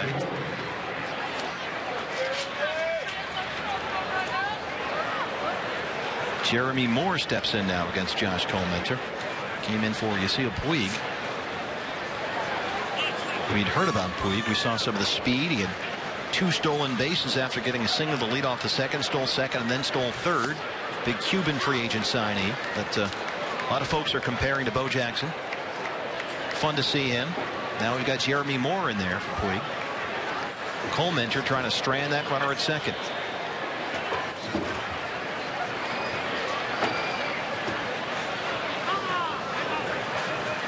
Diamondbacks bullpen is not busy. You won't use the word quiet. You objected to that last time. Although it's basically crickets out there now. Yeah. I think Fed is the only guy down there still on the job. Big swing and a miss at the fastball there. It's 0-2. I just wish there was some way, and I'm sure we could probably do it. What do you got? Be a lot of censoring going on, but if you could just mic the bullpen one day, and as you said, the conversations are all over the map. You'll hear people talking about baseball once in a while. I don't know how that would go over with the FCC. Yeah, well, the shadows of the bullpen lurking. That's a strategic move on the part of the home team here. Yeah, the talk probably does get a little salty in there. I see what you did there. Yeah. So Mark Reed out there keeping everybody under control. Yeah. Dodgers bullpen quiet as well. Just a little bit of shade in that Dodgers bullpen. Well, it's very comfortable out here right now. There's a nice breeze, not too hot. That one misses upstairs. Berm was packed to the gills out there earlier. A little more grass out there now. Again, a record crowd here, 12,809 on a perfect St. Paddy's Day to be here.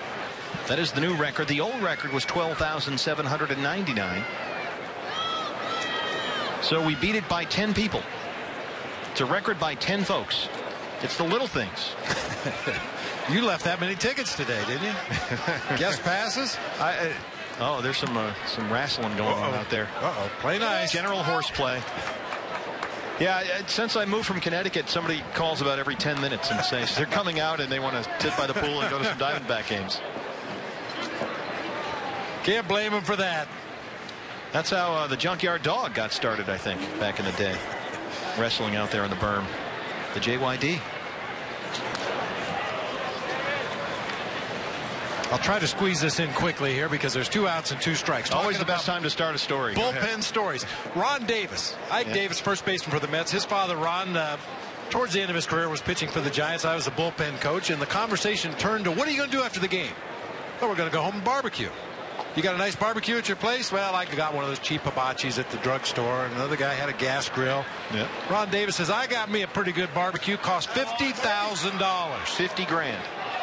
It was on wheels. It was one of those deals that you take to fairs and the Renaissance Fair and places like that. Is he that serious about his grilling? Apparently so, because it locked us up. You spent 50 grand on a barbecue grill. And then he went on to explain he tows it behind his car. They take it camping, this, that, and the other thing. You know, I mean, it's a big deal, professional barbecue grill. But needless to say, that locked us up there for a little while. That would be the type of thing that we'd hear if we did indeed mic up the bullpen. Or worse, yeah, a lot worse. Yeah. These are the kind of bullpen antics that we're missing out on. 50,000, that seems extreme. Yeah. I mean, even one of those guys you see on the Food Network probably doesn't have a $50,000 grill. Yeah, but you should have tasted the ribs. Now, did you actually see the grill? No, never did. Never did. See, this is back in the day when you couldn't Google everything either, so, we just have to take your word for it. When was that? I don't ever remember that, frankly. You're a young man. 9 strikeouts for the D-backs. We're rolling along here. Bottom 8, Diamondbacks lead 9-1.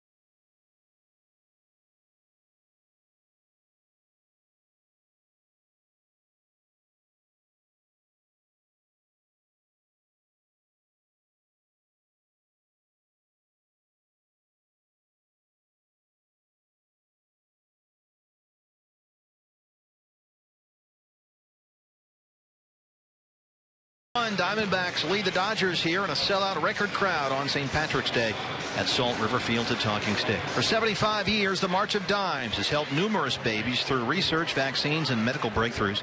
Their mission is to improve the health of babies by preventing birth defects, premature birth, and infant mortality. On April 13th, it's the March for Babies Walk at the Wesley Bowlin Plaza. During our D-backs broadcast March 29th, 6 o'clock, you can see how you can help the cause. For information on the walk, we ask you to log on to marchforbabies.org.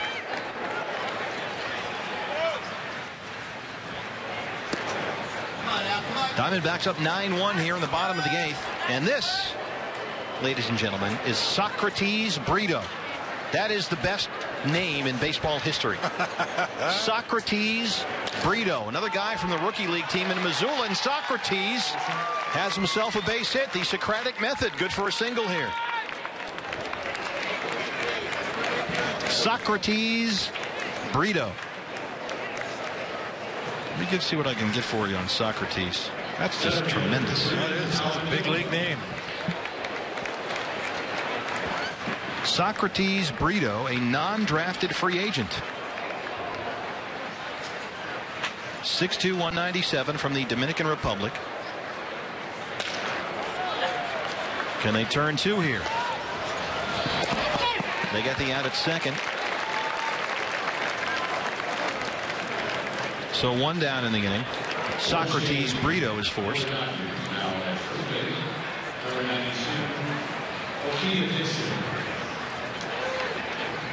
Almadova safe at first, and here comes John McDonald. Last time Johnny Mac gave it a ride to left. Just missed a home run.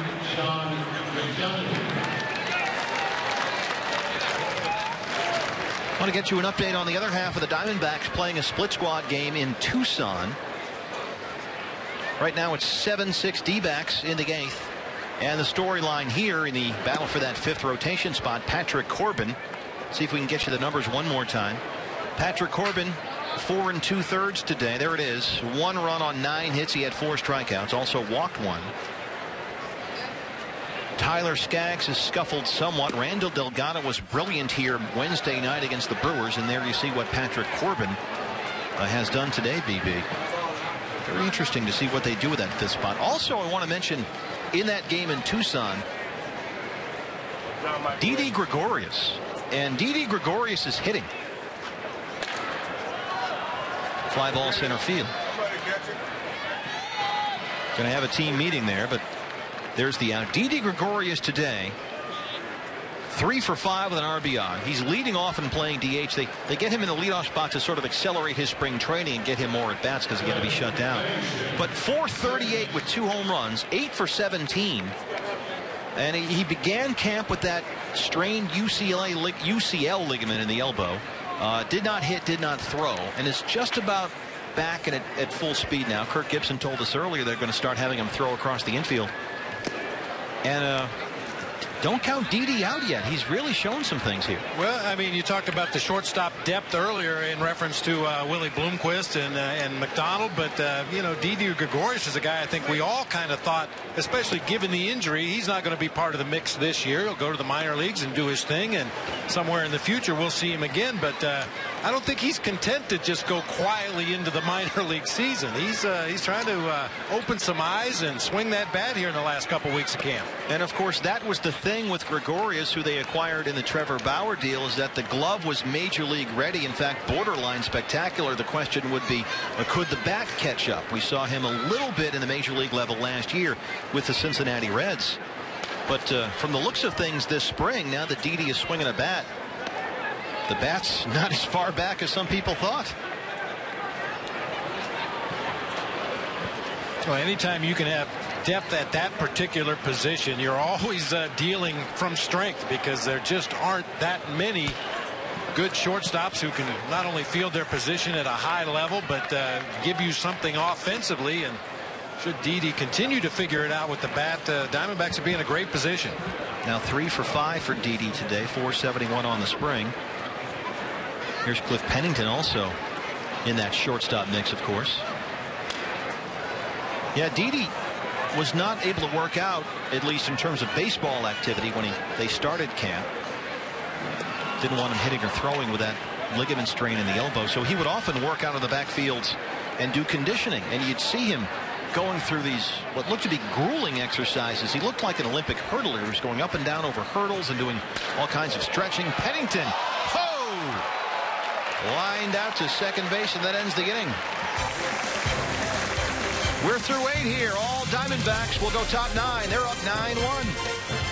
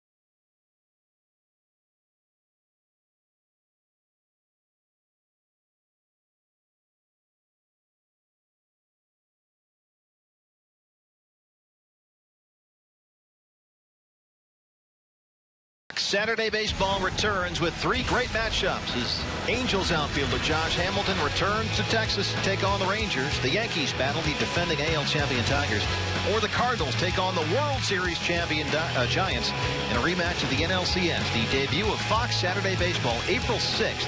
Check your local listings for matchups. Josh Hamilton going back to Texas, where he said there aren't a whole lot of baseball fans. Yeah, no good baseball fans there. I've been to that ballpark a number of times, and I would say the exact opposite is true. They have a tremendous following in Texas. And very good Ranger fans. They fill that park. They wear their Rangers gear. They're into the game. It's a great baseball environment down there, right across the street, actually, from Jerry Jones's stadium. Socrates Brito is now the left fielder. Well, Josh Hamilton may discover that there is some passion in those Texas fans when he goes in there wearing that Anaheim uniform. Exactly. Wilkin Castillo is the hitter for the Dodgers here in the 9th, down to their final 3 outs. Josh Colemanter working 3 innings now. He gets the strikeout. That's the 10th strikeout of the day for D-backs pitchers. And let's see, for Colemanter, that's 1, 2, 3, 4, 5. He has struck out 3 of the last 4 he's faced, Josh Colemanter. Glenn Sherlock has things buzzing out there, PB. Joe Patterson is up. Glenn Sherlock is the voice of reason out there in that bullpen. He's the only thing that maintains any sense of sanity out there. Just make me look good. Just get up and throw. There's Glenn, an original Diamondback. And there's a reason for that. He survived ownership changes, manager changes, because he's really, really good at what he does. One of the best catching instructors in the game.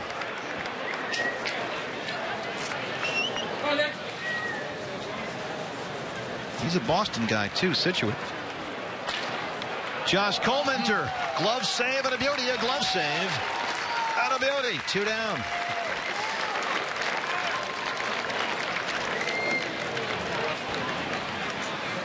Rusty Real is the hitter.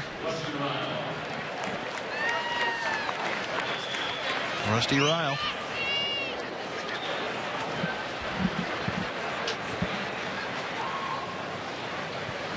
Well, it's been an outstanding performance by the Diamondbacks pitchers today, starting with Trevor Cahill in his 5 strong innings. Finishing up here with Josh Colemanter dealing. Trevor Cahill went 5, gave up only 1 hit, had 5 strikeouts. Brad Ziegler pitched the 6th. Gave up 2 hits, a single and a home run to Matt Kemp. Also had a double play ball in there. And now Comenter is working on going 3 full here. Wild check swing. Yes, he went 1-1.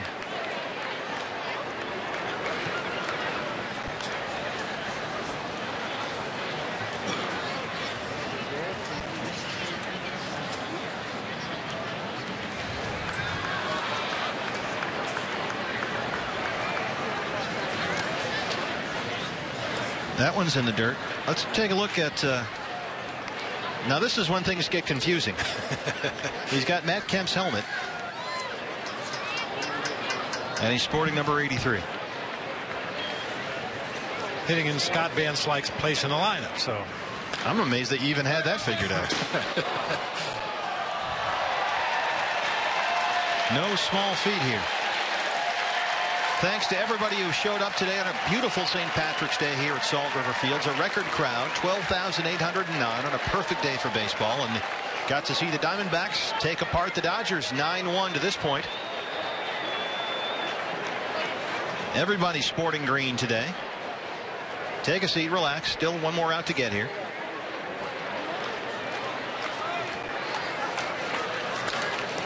This should be it. Josh Comenter works 3 innings, and the Diamondbacks have beaten the Dodgers 9-1. The Diamondbacks win 9-1.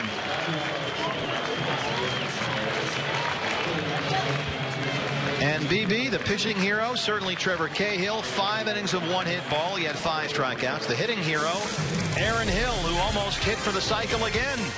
A double, a single, and a home run, 4 RBIs. We'll be back to wrap it up after this. St. Patty's Day, the wearing of the green.